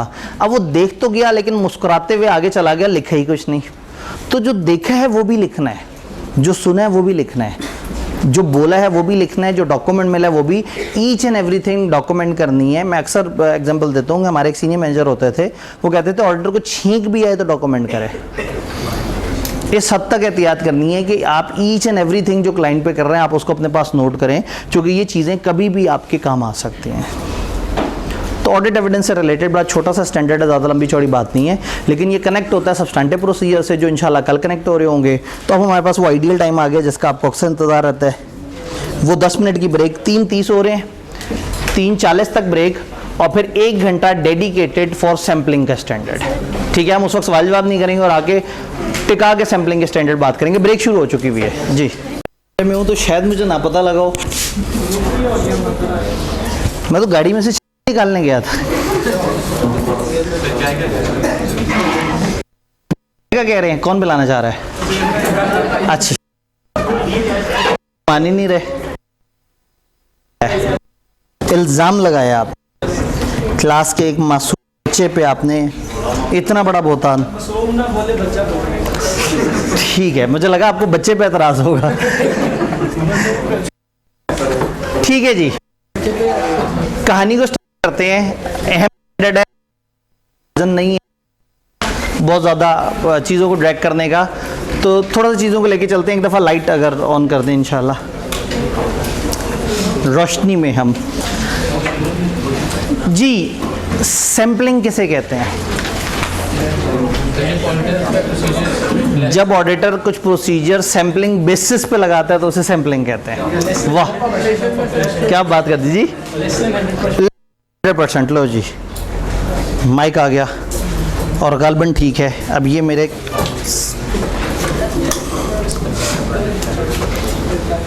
हाँ जी, क्या आवाज़ क्लियर है? आवाज़ क्लियर है, वाह जी वाह। एक जादुई माइक मिल गया है। अब देखते हैं कितने दकीके गुजार पाता है हमारे साथ। अच्छा जी, अब हमने क्या करना है, हमने लेस देन 100% आइटम सेलेक्ट करने हैं और उन लेस देन 100% आइटम की बेस पे 100% ऑफ द आइटम्स के बारे में एक राय कायम करनी है। तो हमारी इस हरकत को, जिसमें हम कम पे काम करते हैं और ज़्यादा पे ओपिनियन रखते हैं, इसको क्या कहते हैं? सैम्पलिंग। एक स्टैंडर्ड जिसमें तकरीबन एक ही तरह के सवाल राय क्या रिपीट कर रहा होता है। मूड में स्ट्रेट रट्टे वाला सवाल पूछ लेते हैं, मूड में होते हैं तो एक टेबल सा बना देते हैं और उसमें से एक ही तरह की इंफॉर्मेशन बार बार पूछ रहे होते हैं। तो इसमें अभी ड्राफ्टिंग वाले सेशन में आप जाएंगे तो आपको नज़र आएगा कि सैम्पलिंग की चीज़ें किस तरह से हैं। आज चैप्टर 4 को अलग से रखने का मकसद ये था कि सैम्पलिंग के ऊपर अलग से आपको थोड़ी सी ड्राफ्टिंग वगैरह की प्रैक्टिस भी साथ साथ हो जाए। तो अब इस सैम्पल के स्टैंडर्ड में ना कुछ बातें हैं स्टेप बाय स्टेप। सबसे पहले हमने समझना है कि ये सैम्पलिंग और अदर वेज ऑफ सिलेक्शन में क्या फ़र्क होता है, एक मुद्दा। दूसरा मुद्दा कि जब हम चीज़ों को सैंपल पे काम करते हैं तो वहाँ पे एक एडिशनल प्रॉब्लम आ जाता है जिसको हम कहते हैं सैम्पलिंग रिस्क, वो किसे कहते हैं। फिर तीसरा सवाल कि हमने सैंपल ज़्यादा बड़ा उठाना है या कम उठाना है। चौथा, हमारी सैंपल की अप्रोच क्या होनी चाहिए, क्या किसी मैथमेटिकल कंप्यूटराइज अप्रोच को फॉलो करें या अपने दिमाग को फॉलो करें। पांचवा, जो भी अप्रोच हो उस अप्रोच में सैम्पलिंग करने का तरीका, मेथड क्या होना चाहिए। छठी चीज़, जिस भी मेथड से आपने सैंपल किया उस सैंपल से जो आए हुए रिजल्ट्स हैं उनको आपने कैसे देखना है और कितनी कैटेगरीज में डिवाइड करना है। और लास्ट चीज़, सैंपल के रिजल्ट की बेस पे पॉपुलेशन के ऊपर आपने प्रोजेक्शन करनी है। अब पॉपुलेशन पे राय कायम करनी है, उस सैंपल की बेस पे पॉपुलेशन के बारे में कुछ अंदाजे लगाने हैं। तो बेसिकली ये एक पूरा मैप है। अभी हमें फ़ायदा ये हो गया कि हम एक सेटिंग में उस सारे को कवर कर लेंगे, वरना क्या होता है ये स्टैंडर्ड 2 टुकड़ों में टूटता है या 3 टुकड़ों में टूटता है तो उसका फ्लो आपस में बिखर जाता है। तो क्या अभी तक हमारी बात समझ आ रही है?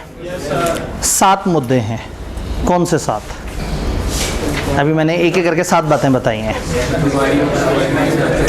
एक सिलेक्शन के तरीके जिसमें सैम्पलिंग भी हो सकता है, कुछ और तरीके भी हैं। एक सैम्पलिंग रिस्क क्या है उसके ऊपर बहस, सैंपल साइज के ऊपर डिस्कशन, सैंपल अप्रोच पे डिस्कशन, सैम्पलिंग मेथड के ऊपर डिस्कशन, डिफरेंट तरह के रिजल्ट्स या मिस स्टेटमेंट्स की कैटेगरीज, कौन सी तरह की मिस स्टेटमेंट्स ने क्या करना है, और आखिरी चीज हमने सैंपल की बेस पे पॉपुलेशन तक राय किस तरह से कायम करनी है। तो उम्मीद करता हूँ, कोशिश करता हूँ कि अब आपको पूरी कहानी समझ आए। इस पूरी कहानी में एक टेक्निकल चीज़ आती है टॉलरेबल रेट ऑफ मिसस्टेटमेंट, लेकिन वो भी हम थोड़ा सा आगे चलें तो हमें समझ आ जाती है।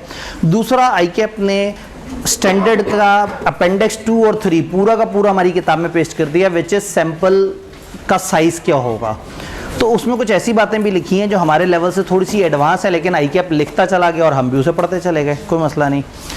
पहला सवाल, सैम्पलिंग या अदर देन सैम्पलिंग, क्या क्या अप्रोच है। एक अप्रोच ये है कि आप 100% की तरफ जाएं, एक अप्रोच ये है कि आप अपनी पसंद से कोई ख़ास चीज़ सेलेक्ट करें, उसके ऊपर उसमें से कोई राय कायम करें, और तीसरा तरीका है कि आप सैम्पलिंग की तरफ जाएं। सवाल ये है कि हम 100% की तरफ कब जाएं,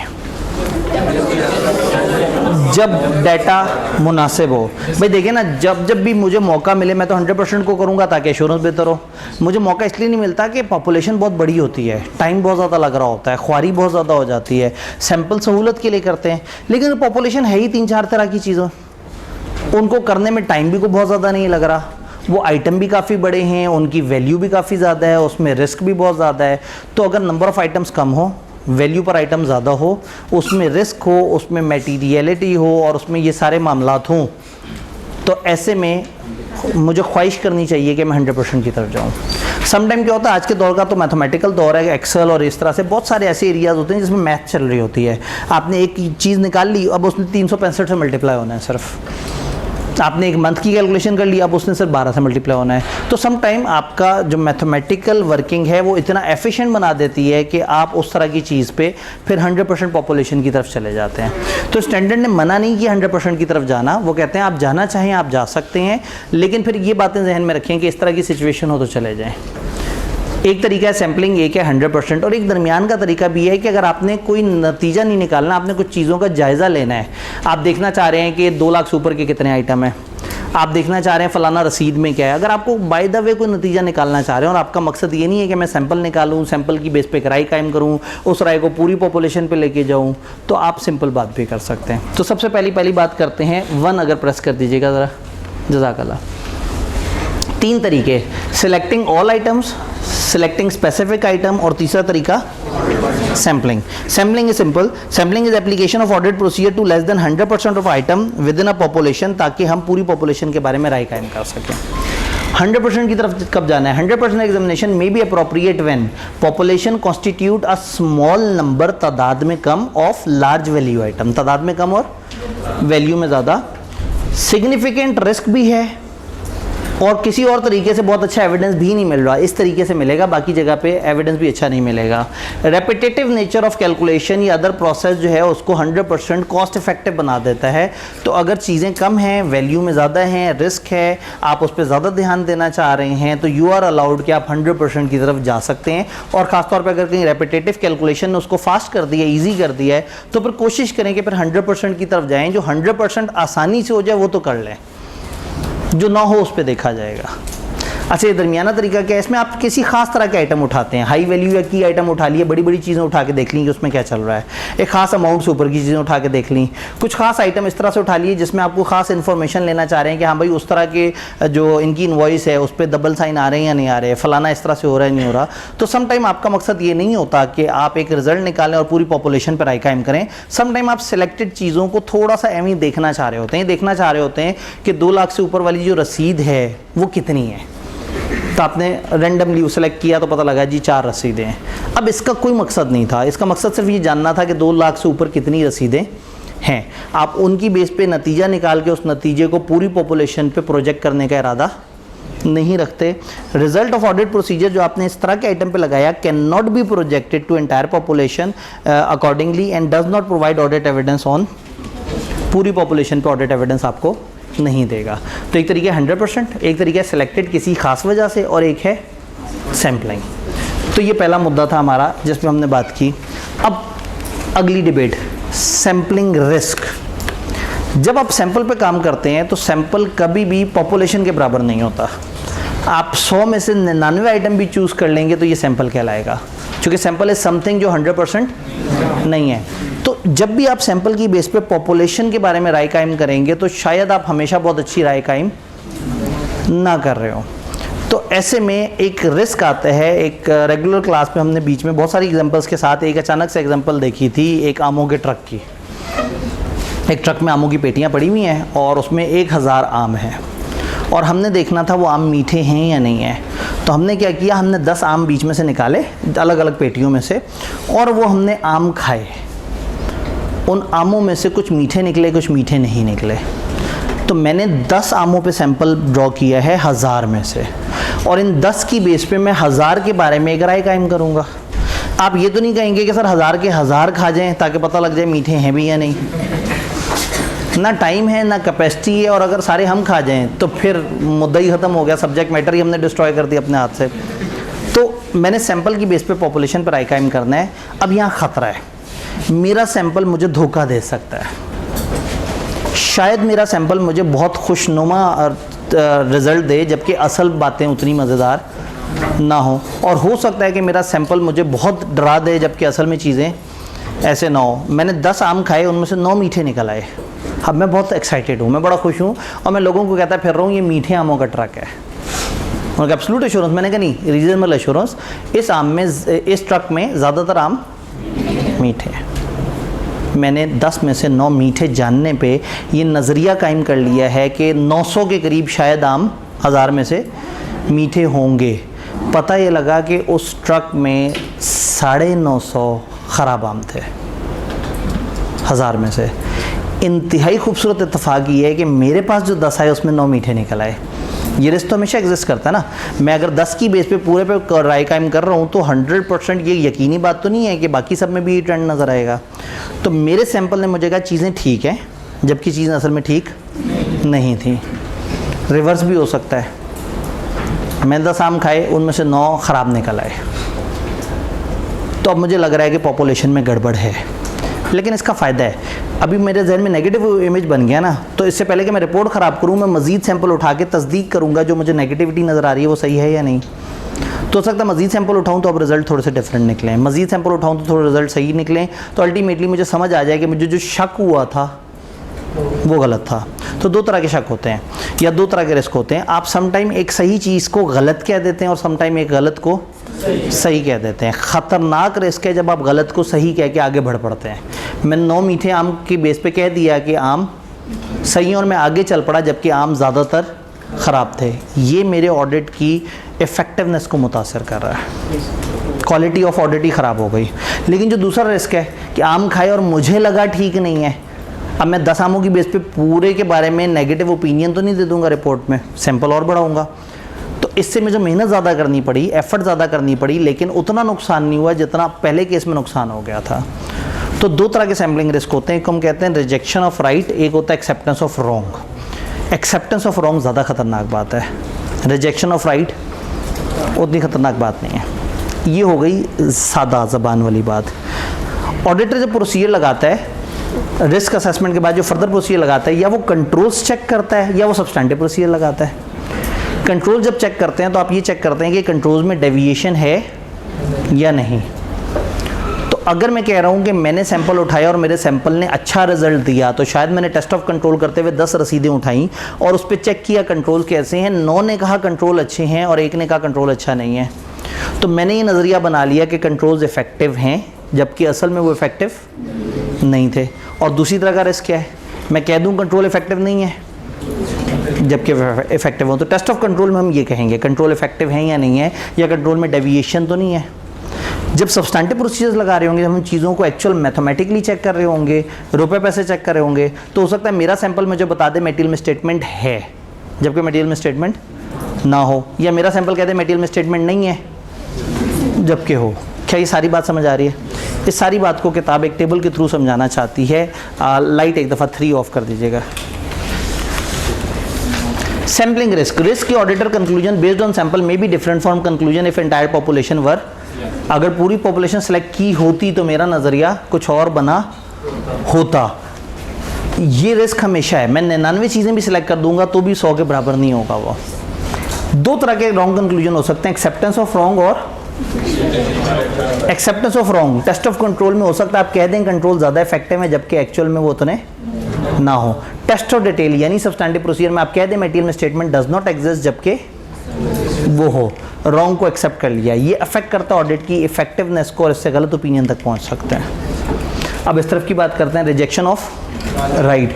हो सकता है आप कहते हैं कंट्रोल लेस इफेक्टिव है जबकि वो असल में ज़्यादा इफेक्टिव हो। और जब सब्सटैंटिव प्रोसीजर की बात करें तो मैं कहूँ मटेरियल मिसस्टेटमेंट एग्जिस्ट करती है जबकि वो एग्जिस्ट नहीं करती। इससे एफिशिएंसी मुतासर होगी, एडिशनल वर्क करना पड़ेगा।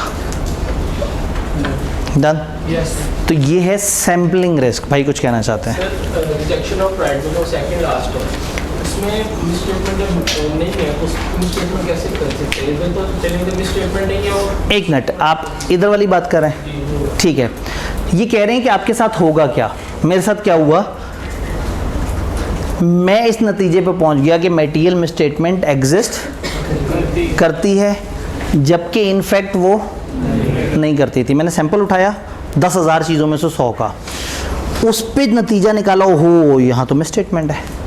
उसकी बेस पे ये सोचना शुरू कर दिया कि पॉपुलेशन में मिसस्टेटमेंट होगी। तो मैं ये सोच रहा हूँ कि मटेरियल मिसस्टेटमेंट एग्जिस्ट करती है ऑन द बेसिस ऑफ मेरा सैंपल, जबकि इनफैक्ट इट इसमें फिर एग्रीगेट की बात करें। हाँ, यानी कि अब सैंपल का मसला ये है, आप सैंपल का नतीजा निकाल के पॉपुलेशन के बारे में राय कायम कर रहे हैं। तो मैंने सैंपल की बेस पे पॉपुलेशन को कह दिया मटेरियल मिसस्टेटमेंट एग्जिस्ट करती है जबकि वो असल में नहीं करती थी। मैंने आम खा के कह दिया कि ट्रक ख़राब आमों वाला है जबकि ट्रक में ख़राब आम नहीं थे। मेरे सैंपल ने मुझे ये नज़रिया बनाने पे मजबूर कर दिया कि ट्रक ख़राब आमों से भरा हुआ है। तो सैम्पलिंग रिस्क है ही ये कि मेरा सैंपल की बेस पे मैं पॉपुलेशन पे जो नज़रिया कायम कर रहा हूँ, हो सकता है वो नज़रिया ठीक ना हो।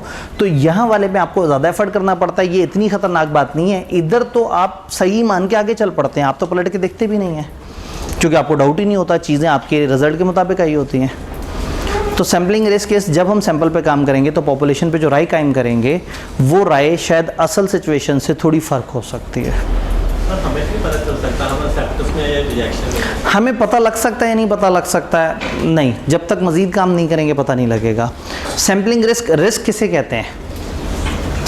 एक ऐसी चीज़ जो अनहोनी है। ये रिस्क हम कम कर सकते हैं, जितना सैंपल बढ़ाते चले जाएं ये रिस्क उतना कम होता चला जाएगा।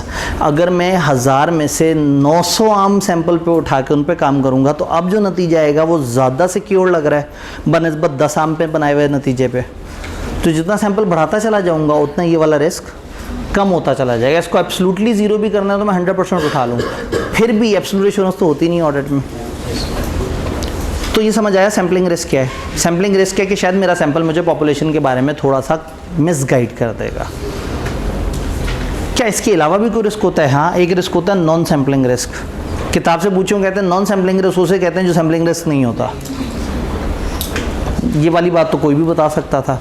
तो फिर फ़र्क क्या है? यानी कि ऑडिटर जब ऑडिट करता है ना तो दो तरह के रिस्क आ सकते हैं, या वो सैंपल की बेस पे गुमराह हो जाएगा पॉपुलेशन के बारे में। दूसरा रिस्क है शायद उससे प्रोसीजर लगाते हुए गलती हो जाए, शायद कैलकुलेशन करते हुए गलती हो जाए, शायद जजमेंट करते हुए गलती हो जाए।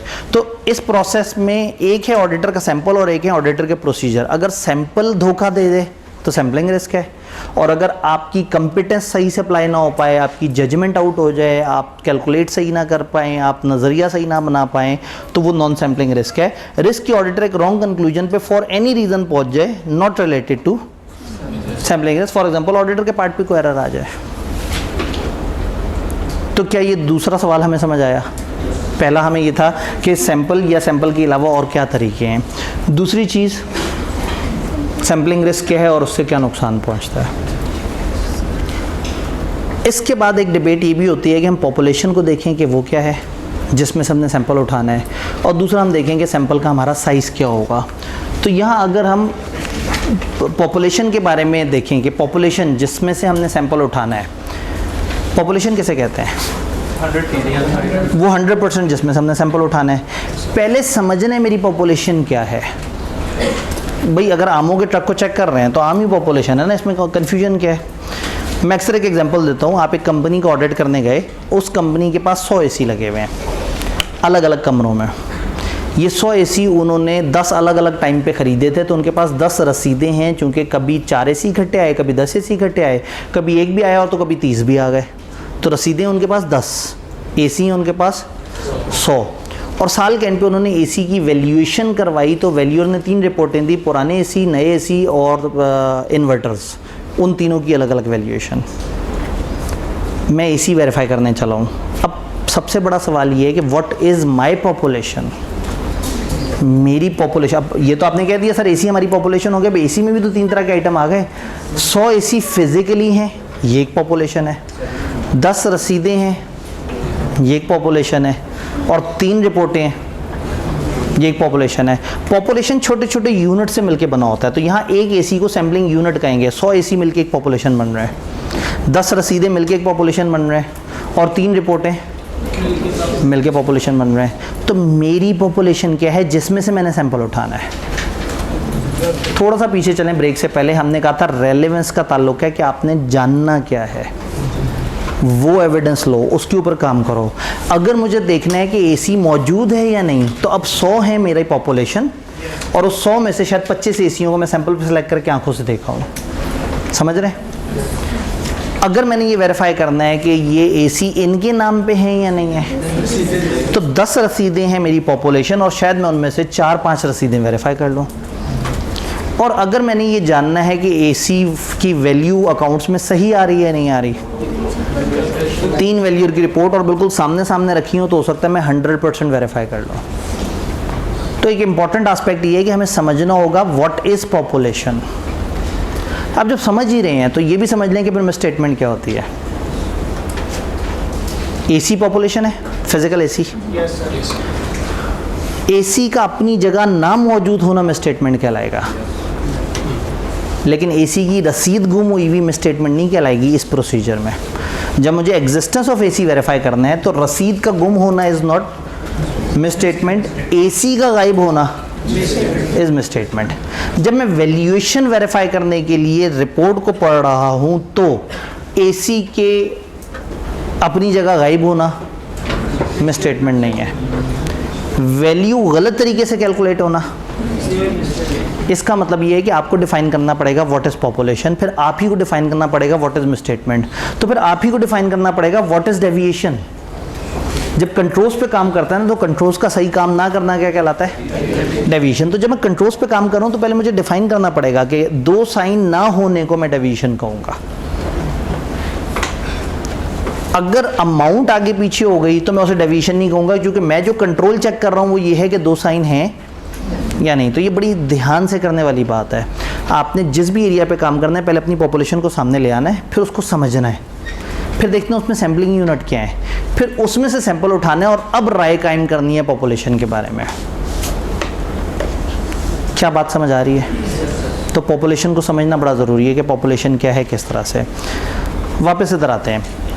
अब सैंपल साइज़ का एक डिसीजन है, लेकिन सैंपल साइज़ के डिसीजन में कुछ टेक्निकल वर्ड्स हैं, तो थोड़ा सा उसे कैरी फॉरवर्ड कर देते हैं।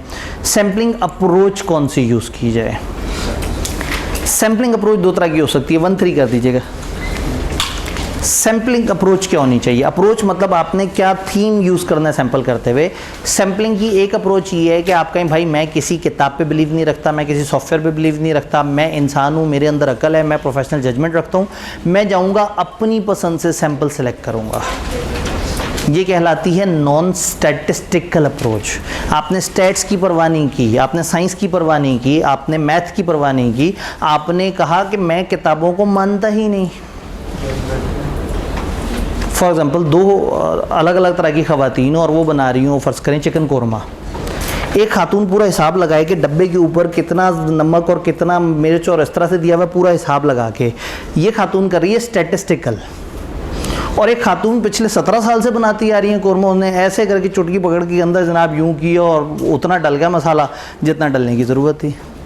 तो कोई जजमेंट पे चल रहा है और कोई स्टैट्स पे चल रहा है, किताबी बात पे चल रहा है, किसी मेथड पे चल रहा है, किसी प्रूवन तरीके पे चल रहा है। तो ऑडिटर भी 2 तरह के अप्रोचेस पे आ सकता है। स्टैटिस्टिकल अप्रोच जिसमें कोई ना कोई मेथड हो, कोई तरीका हो, कोई पैटर्न हो, कोई तो कैलकुलेशन हो, कोई तो सॉफ्टवेयर हो, कोई तो सिस्टम हो। और नॉन स्टैटिस्टिकल कोई सिस्टम नहीं, कोई निज़ाम नहीं, आपकी अपनी जजमेंट। क्या फ़ायदा अपनी जजमेंट का? फ़ायदा ये कि अपनी जजमेंट से जो सैंपल उठाएंगे वो ज़्यादा मज़ेदार होगा। मैं क्यों किसी सॉफ्टवेयर से कहूँ मुझे सैंपल निकाल के दो? सॉफ्टवेयर को क्या पता, मैं इदारे को ऑडिट करूँ, मुझे पता है ना कौन कौन सी जगह ज़्यादा हसासियत है। मैं यहाँ आके क्लास में जो बच्चों से सवाल पूछूँ, हाँ जी आपको ऑडिट समझ आ रहा है या नहीं आ रहा, तो ऐसा क्यों करूँ कि मैं आने से पहले एक्सेल की शीट पे एक फार्मूला लगाऊँ और वो मुझे 5 का सैंपल निकाल के दे कि ये स्टैटिस्टिकल मेथड है, जाओ क्लास में जाके पूछ लो। और मैं उन 5 बच्चों से क्यों पूछूं जिसका मुझे कंप्यूटर ने कहा, मैं उन 5 बच्चों से क्यों ना पूछूं जिनके चेहरे पे क्वेश्चन मार्क बना हुआ है, मैं अपनी जजमेंट को क्यों ना यूज़ करूं। तो नॉन स्टैटिस्टिकल अप्रोच की फेवर में हम बात करते हैं कि यहाँ ऑडिटर अपनी जजमेंट इस्तेमाल करता है। दिस इज़ गुड कि आप जजमेंट पे ज़्यादा भरोसा करें रादर देन किसी स्टैटिस्टिकल मेथड पे। बट नुकसान क्या है, ये बाइज्ड हो जाएगा, फिर वो अपनी सहूलत करना शुरू हो जाएगा, फिर वो कुछ चीज़ों को ज़रा ज़्यादा देखेगा, कुछ चीज़ों की तरफ उसकी नज़र नहीं जाएगी। फॉर एग्जांपल मैं अगर क्लास से सवाल पूछ रहा हूँ तो हो सकता है 2nd 3rd से लेके 5th रो तक बच्चे ज़्यादा कवर हो और फिर 2nd लास्ट और लास्ट रो ज़्यादा कवर हो, शायद दरमियान वाले बच्चे भी मिस हो जाए, सबसे आगे वाले बच्चे भी मिस हो जाए। चूँकि मैं इंसान हूँ, मेरा खास पैटर्न होगा हर दफ़ा। अगर मैं सॉफ्टवेयर से निकाला होता ये रैंडम नंबर्स तो कोई भी बच्चा कहीं से भी सिलेक्ट हो सकता था। तो स्टैटिस्टिकल में सारे आइटम्स के पास बराबर चांस है सिलेक्शन का, और नॉन स्टैटिस्टिकल में बराबर चांस नहीं है। तो अगर बहुत लार्ज पॉपुलेशंस हैं और आप जो है सैंपल उठाना चाह रहे हैं तो स्टैटिस्टिकल मेथड से कह दें और आप उस पर काम कर लें। लेकिन अगर दरमियानी पॉपुलेशन है और आप चाह रहे हैं कि आप खुद भी ज़रा ज़्यादा इन्वॉल्व रहें तो आपको किस तरफ जाना चाहिए, नॉन स्टैटिस्टिकल। बात समझ आई जी? 3 एक दफ़ा ऑफ कर दीजिएगा ज़रा, जज़ाकल्लाह। Sampling approach. Statistical sampling involves random selection and applies probability theory to evaluation of sample result and measurement of sampling risk. Statistical approach में आप कोई random selection और कोई probability theory, कोई तरीका, पैटर्न इस्तेमाल करते हैं और फिर आप सैंपल के रिजल्ट को पॉपुलेशन के ऊपर सही से प्रोजेक्ट कर लेते हैं। Non statistical sampling judgemental sampling है, ये प्रोबेबिलिटी थ्योरी पे डिपेंड नहीं करती, ये आपकी जजमेंट पे डिपेंड कर रही होती है। तो फिर बेनिफिट क्या है स्टैटिस्टिकल के? आपको एक ऑब्जेक्टिव स्टैटिस्टिकल के, वो जो किसी मेथड के थ्रू, किसी टूल के थ्रू, किसी सॉफ्टवेयर के थ्रू हो रहा है, आपको ऑब्जेक्टिव मैथमेटिकली प्रिसाइज बेसिस मिल जाती है सैम्पलिंग की। आपको एक तरीका मिल जाता है, हाँ भाई इसने हमेशा इस तरह से सैम्पलिंग करनी है। सैम्पल साइज प्रिसाइजली कैलकुलेट कर सकते हैं और समझ सकते हैं कि क्या है, और सम टाइम यही एक बेस्ट तरीका है जब आप बहुत लार्ज पॉपुलेशन को ऑडिट कर रहे हो तो स्टैटिस्टिकल सैम्पलिंग बड़ा अच्छा तरीका है। डिसएडवांटेज इसके या दूसरे के एडवांटेजेस क्या हैं? A degree of training and technical expertise is required. Statistical के लिए कुछ सॉफ्टवेयर चाहिए होगा, सॉफ्टवेयर को चलाना कैसे है, उसको समझाना कैसे है, ये देखना पड़ सकता है हमें। सैंपल साइज हो सकता है अच्छे खासे लार्ज हो और शायद मेरा उस पर खामखा टाइम ज़्यादा लग जाए। जजमेंट की बेस पे मैं 4 चीज़ें पकड़ता मुझे पता लग जाता, इधर मैं 50 चीज़ें पे काम करके भी शायद मैं उतना मुतमईन ना हो पाऊँ। It may be preferable to rely on the skill, experience and judgment of auditor rather than किसी मॉडल की बात करें। आप किसी मैथमेटिकल मॉडल के बजाय अगर इंसान पे भरोसा कर लें तो ज़्यादा प्यारी बात नहीं है। तो जजमेंटल के अपने फ़ायदे हैं और नॉन जजमेंटल के अपने फ़ायदे हैं। आसान अल्फाज में जहाँ कम टाइम हो, डाटा बड़ा हो और आप ज़्यादा दिमाग इस्तेमाल नहीं करना चाह रहे, आप स्टैटिस्टिकल की तरफ चल जाएं। लेकिन जहां ऑडिटर सीनियर है, मैच्योर है, डाटा कंट्रोलेबल है और वो एक ख़ास किस्म के नतीजे तक पहुंचने की शदीद ख्वाहिश रखता है और वो सीनियर एक्सपीरियंस बंदा है, तो वो जजमेंटल सैम्पलिंग की तरफ चला जाएगा। ये अप्रोच समझ आई? अब यहाँ से हमने कहा कि अपनी पॉपुलेशन को हमने समझना है, तो थोड़ा सा उसके ऊपर डिबेट है। कहते हैं पॉपुलेशन अप्रोप्रिएट होनी चाहिए ऑडिट ऑब्जेक्टिव के लिए, जो ढूंढना है वही पॉपुलेशन होनी चाहिए। एसी को ढूंढना है तो रसीदों में नहीं ढूंढना, फिजिकली एसी में ढूंढना है, और अगर ओनरशिप को ढूंढना है तो एसी में नहीं ढूंढना, रसीदों में ढूंढना है। पॉपुलेशन कंप्लीट होनी चाहिए, तमाम सैम्पलिंग यूनिट होमोजीनियस होने चाहिए, मिलते जुलते होने चाहिए, ज़िंदगी आसान हो जाती है। लेकिन अगर आपके सैम्पलिंग यूनिट में बहुत ज़्यादा कैटेगरीज हो, कोई एसी पुराने हैं कुछ नए हैं, तो आप एक काम करें, कैटेगरीज बना दें। आप कहेंगे 25 पुराने एसी हैं, ये 30 नए एसी हैं, ये इतने फलाना तरह के एसी हैं। आपने पॉपुलेशन को ग्रुप्स में डिवाइड कर दिया। अब हर ग्रुप के अंदर जाके सैंपल निकाल लें तो ज़्यादा मज़ेदार होगा। रादर देन आप सारे आइटम्स को बराबर काउंट करें, आप उनमें स्ट्रेटिफिकेशन कर लें। ऑडिट एफिशिएंसी बेहतर हो जाती है अगर ऑडिटर स्ट्रेटिफाई कर ले एक पॉपुलेशन को, उसको डिफरेंट सब पॉपुलेशन में डिवाइड कर दें। For example large value item versus small value, high risky item. Receivables में हम कहते हैं कि जो 30 दिन से ज़्यादा पुराने हो गए हैं, जो 15 दिन से पुराने हैं, जो 5 दिन से ज़्यादा पुराने हैं। कैटेगरीज बना दी, हर कैटेगरी पे अलग सैंपल निकाल के हर कैटेगरी के बारे में राय कायम कर लें। मैं अक्सर ये एग्जांपल देता हूँ कि अगर मैं कॉलेज में चलता हुआ आ रहा हूँ और रास्ते में मुझे रैंडमली जो 50 बच्चे मिले, अगर मैं उनसे पूछूँ कि हाँ भाई आप कॉलेज की परफॉर्मेंस से मुतमईन हैं या नहीं है, तो मुझे एक जवाब मिलेगा।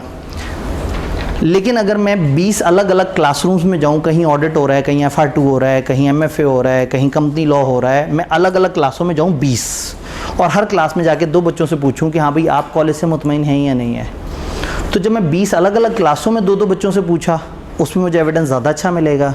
और वो जो ने रैंडमली 50 बच्चों से पूछ लिया था, हो सकता है उन 50 में से 40 बच्चे तो एक ही क्लास से निकल के आ रहे हो। तो ज़्यादा अच्छी राय मुझे ज़्यादातर पॉपुलेशन के बारे में कब मिलेगी? जब मैं ग्रुप्स बना के 20 क्लासों में 2-2 बच्चों से पूछूंगा 20 मल्टीप्लाई बाय 2 कितना सैंपल है? 40। और पहले कितना था? 50 से हल्की एश्योरेंस मिली और 40 से। ऑडिट स्टैंडर्ड यही तो करते हैं, ऑडिटर की ज़िंदगी तो आसान करते हैं, उसे टोटके ही तो बता रहे हैं कि आप ऐसे कर लो, ऐसे कर लो, चीज़ों को इस तरह से कर लो, चीज़ों को उस तरह से कर लो। तो दिस कैन हैपन कि पॉपुलेशन में से मैं पहले सेग्रीगेशन करूं, मैं कहूं हाई वैल्यू आइटम है 4 जो कि 80% ऑफ टोटल है। डेटर्स हैं फर्ज करें 400, जिनमें से 4 डेटर हैं जो 80% है और बकाया हैं जो कि रिमेनिंग को वो कर रहे हैं। तो मैं 2 ग्रुप्स क्यों ना बना दूं, छोटे डेटर बड़े डेटर, और जो बड़े डेटर का ग्रुप बनाया है, स्ट्रेटम बनाया है, वो जो एक ग्रुप बनाया है उसको 100% वेरीफाई कर दूं और जो बाकी है उसमें क्या कर लूँ?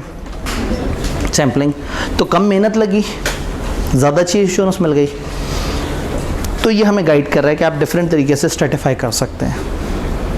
एक दफ़ा आई कि अपने वही मूड में पूछ लिया कि ज़रा बताओ डेटर्स को कैसे कैसे स्ट्रेटिफाई कर सकते हैं, कैसे कैसे कर सकते हैं, डेटर्स को किस बेसिस पे डिवाइड कर सकते हैं? जी, किस बेसिस? एजिंग बेसिस पे, अमाउंट्स के हिसाब से, जोग्राफिकल, गुजरांवाला के डेटर, कराची के डेटर, सिंध के डेटर, जी, प्रोडक्ट के हिसाब से, सीए के डेटर, एसीसीए के डेटर, पीआरसी के डेटर्स। फिर तो कोई भी नहीं आएगा ना उस ग्रुप में। जी, टाइम के हिसाब से, ट्रांजैक्शंस के हिसाब से, तो बहुत सारे तरीके हो सकते हैं जिससे आप किसी भी पॉपुलेशन को डिवाइड कर दें। तो अगर एक ऑडिटर को लग रहा है कि मेरी पॉपुलेशन होमोजीनियस नहीं है, ये क्या होता है? एक जैसे जो है, तो अगर होमोजीनियस नहीं है तो फिर कोशिश करें कि आप ग्रुप्स बना दें ताकि हर ग्रुप के अंदर होमोजीनियस टाइप के आइटम हो, ताकि आप कम मेहनत करें और आपको एविडेंस ज़्यादा अच्छा वाला मिले। Objective is to reduce the variability of item within each stratum. हर ग्रुप के अंदर हम चाह रहे हैं कि वेरिएशन ना हो, हमारे पास मिलते जुलते सारे ग्रुप्स बने हुए हों। जब टेस्ट ऑफ डिटेल्स परफॉर्म कर रहे होंगे तो पॉपुलेशन को समटाइम हम पैसों के हिसाब से भी इस तरह से डिवाइड कर देते हैं। तो हर स्ट्रेटम के ऊपर अलग से काम करेंगे और हर स्ट्रेटम का जो नतीजा आएगा वो स्ट्रेटम, उस ग्रुप के ऊपर हम उसको प्रोजेक्ट करेंगे, जिससे अल्टीमेटली पूरी पॉपुलेशन रीजनेबली कवर हो जाएगी। हम डिबेट कर रहे थे कि सैम्पलिंग अप्रोच क्या होगी। सैम्पलिंग अप्रोच हमें समझ आ गई। अब ये जो स्टैटिस्टिकल अप्रोच है इसके अंदर भी 2 मेथड हैं और जो नॉन स्टैटिस्टिकल अप्रोच है इसके अंदर भी कुछ मेथड्स हैं। तो अब किताब से पूछते हैं, किताब हमें बताएगी मेथड्स ऑफ सैम्पलिंग। अप्रोच है सोच क्यों होनी चाहिए, मैंने दिमाग इस्तेमाल करना है या सॉफ्टवेयर टाइप की चीज़ इस्तेमाल करनी है, और मेथड क्या है, किस तरीके से सैंपल निकालना है। तो एक बड़ा मशहूर मेथड है रैंडम सैम्पलिंग। स्टैटिस्टिकल सैम्पलिंग का एक बड़ा मशहूर मेथड है रैंडम। तमाम पॉपुलेशन में आइटम के पास बराबर चांस होता है और रैंडम नंबर्स को हम यूज़ करते हैं। पुराने ज़माने में क्या होता था, रैंडम नंबर टेबल होते थे, बड़ी बड़ी किताबें होती थी कि आप कहते थे 1 से लेकर 1000 तक मुझे 40 रैंडम नंबर चाहिए, तो वो आप उसके अलग अलग सफ़ों पे एक सफ़े पहुंचते थे तो 40 रैंडम नंबर जनरेट हुए होते थे 1 से लेके 1000 तक के। ज़माना बड़ा, सॉफ्टवेयर आ गए। अब एक्सेल के ऊपर भी एक रैंडम का फार्मूला है कि आप उसे रेंज बता दें कि इस रेंज से इस रेंज तक मुझे रैंडमली तुमने नंबर रिपीट करके देना है, तो आपको एक रैंडम नंबर जनरेट कर देगा। तो रैंडम सैम्पलिंग का मतलब ये है कि आप आंखों से पॉपुलेशन को देखने से पहले किसी सॉफ्टवेयर में पॉपुलेशन को डालें और वहाँ से रैंडमली कुछ सैंपल जनरेट कर लें। तो उन्होंने क्या किया, फॉर एग्जांपल 1000 बच्चों से हमने पूछना था, तो उसने रैंडम नंबर जनरेटर ने मुझे 20 रैंडम बच्चे बता दिए। अब वो किसी भी क्लास के हों, जैसे मर्जी हो, मुझे सॉफ्टवेयर ने बताए हैं, जजमेंट तो मैं इस्तेमाल नहीं कर रहा। ये है रैंडम नंबर या रैंडम सिलेक्शन, ये स्टैटिस्टिकल की किस्म है। इसमें हर आइटम के पास बराबर चांस होता है, लेकिन एक प्रॉब्लम है, ये रैंडम है। ये इतना रैंडम है कि 1 से लेके 1000 तक हमारे बच्चे हैं, हो सकता है रोल नंबर 1 से लेके 100 तक एक भी बच्चा सेलेक्ट ना हुआ इस रैंडम में। हो सकता है 200 से 250 के दरमियान 40 सेलेक्ट हो गए हो। रैंडम है ना, वो तो रैंडम गोल गोल घूमा होगा, उसको खुद भी नहीं पता होगा मैंने पिछला नंबर क्या दिया है। तो रैंडम नंबर का एक प्रॉब्लम ये है कि आपकी पॉपुलेशन को आप स्प्रेड आउट करके नहीं समझ पाते, आप फैला के नहीं समझ पाते। तो फिर इसके लिए एक इन्होंने तरीका निकाला, सिस्टमैटिक सैम्पलिंग। सिस्टमैटिक सैम्पलिंग में रैंडमाइजेशन भी मिल जाती है और पूरी पॉपुलेशन कवर भी हो जाती है। हम क्या करते हैं, फॉर एग्जांपल ये 1000 बच्चे, हमने 1000 बच्चों को ऐसे करके तरतीब में खड़ा किया, रोल नंबर 1 2 3 4 चलते चलते ऐसे। हमने कहा हमें सैंपल कितना उठाना है, पता लगा जी सैंपल हमने उठाने हैं 20 का, 20। 1000 को 20 पे डिवाइड कर दिया, 50। इसका मतलब हर 50वां बच्चा सेलेक्ट करना है। लेकिन ये तो फिर कैलकुलेटेड हो गया। पहले 50 बच्चों में से रैंडम नंबर से कहा मुझे एक नंबर बता दो, उसने कहा 23। हमने कहा अच्छा 23, पहले 50 में क्या है 23, बस अब इसमें 50 ऐड करते जाएं। तो रोल नंबर 23, रोल नंबर 73, 80 वाला कौन था, खुदा का खौफ करें यार इतना तो जुल्म ना करें। 23, 73, फिर 123, 173, 223, 273। तो फीलिंग रैंडम भी है और पॉपुलेशन में तकरीबन हर 50 आइटम्स के बाद एक आइटम सेलेक्ट भी हो गया। इसमें फिर छोटी क्लासों के बच्चे भी आ जाएंगे, बड़ी क्लासों के बच्चे भी आ जाएंगे। इसमें हर तरह की पॉपुलेशन कवर हो रही होगी। तो अगर एक ऑर्गेनाइजेशन में 365 दिनों की रसीदें बनी हुई हैं 10,000, वो इस तरह से सीरियल वाइज प्लान्ड है और आपने दरमियान में से इक्वल इंटरवल से उठा ली, तो मोस्ट प्रॉब्ली आपके पास तकरीबन हर महीने की रसीदें भी आ जाएंगी।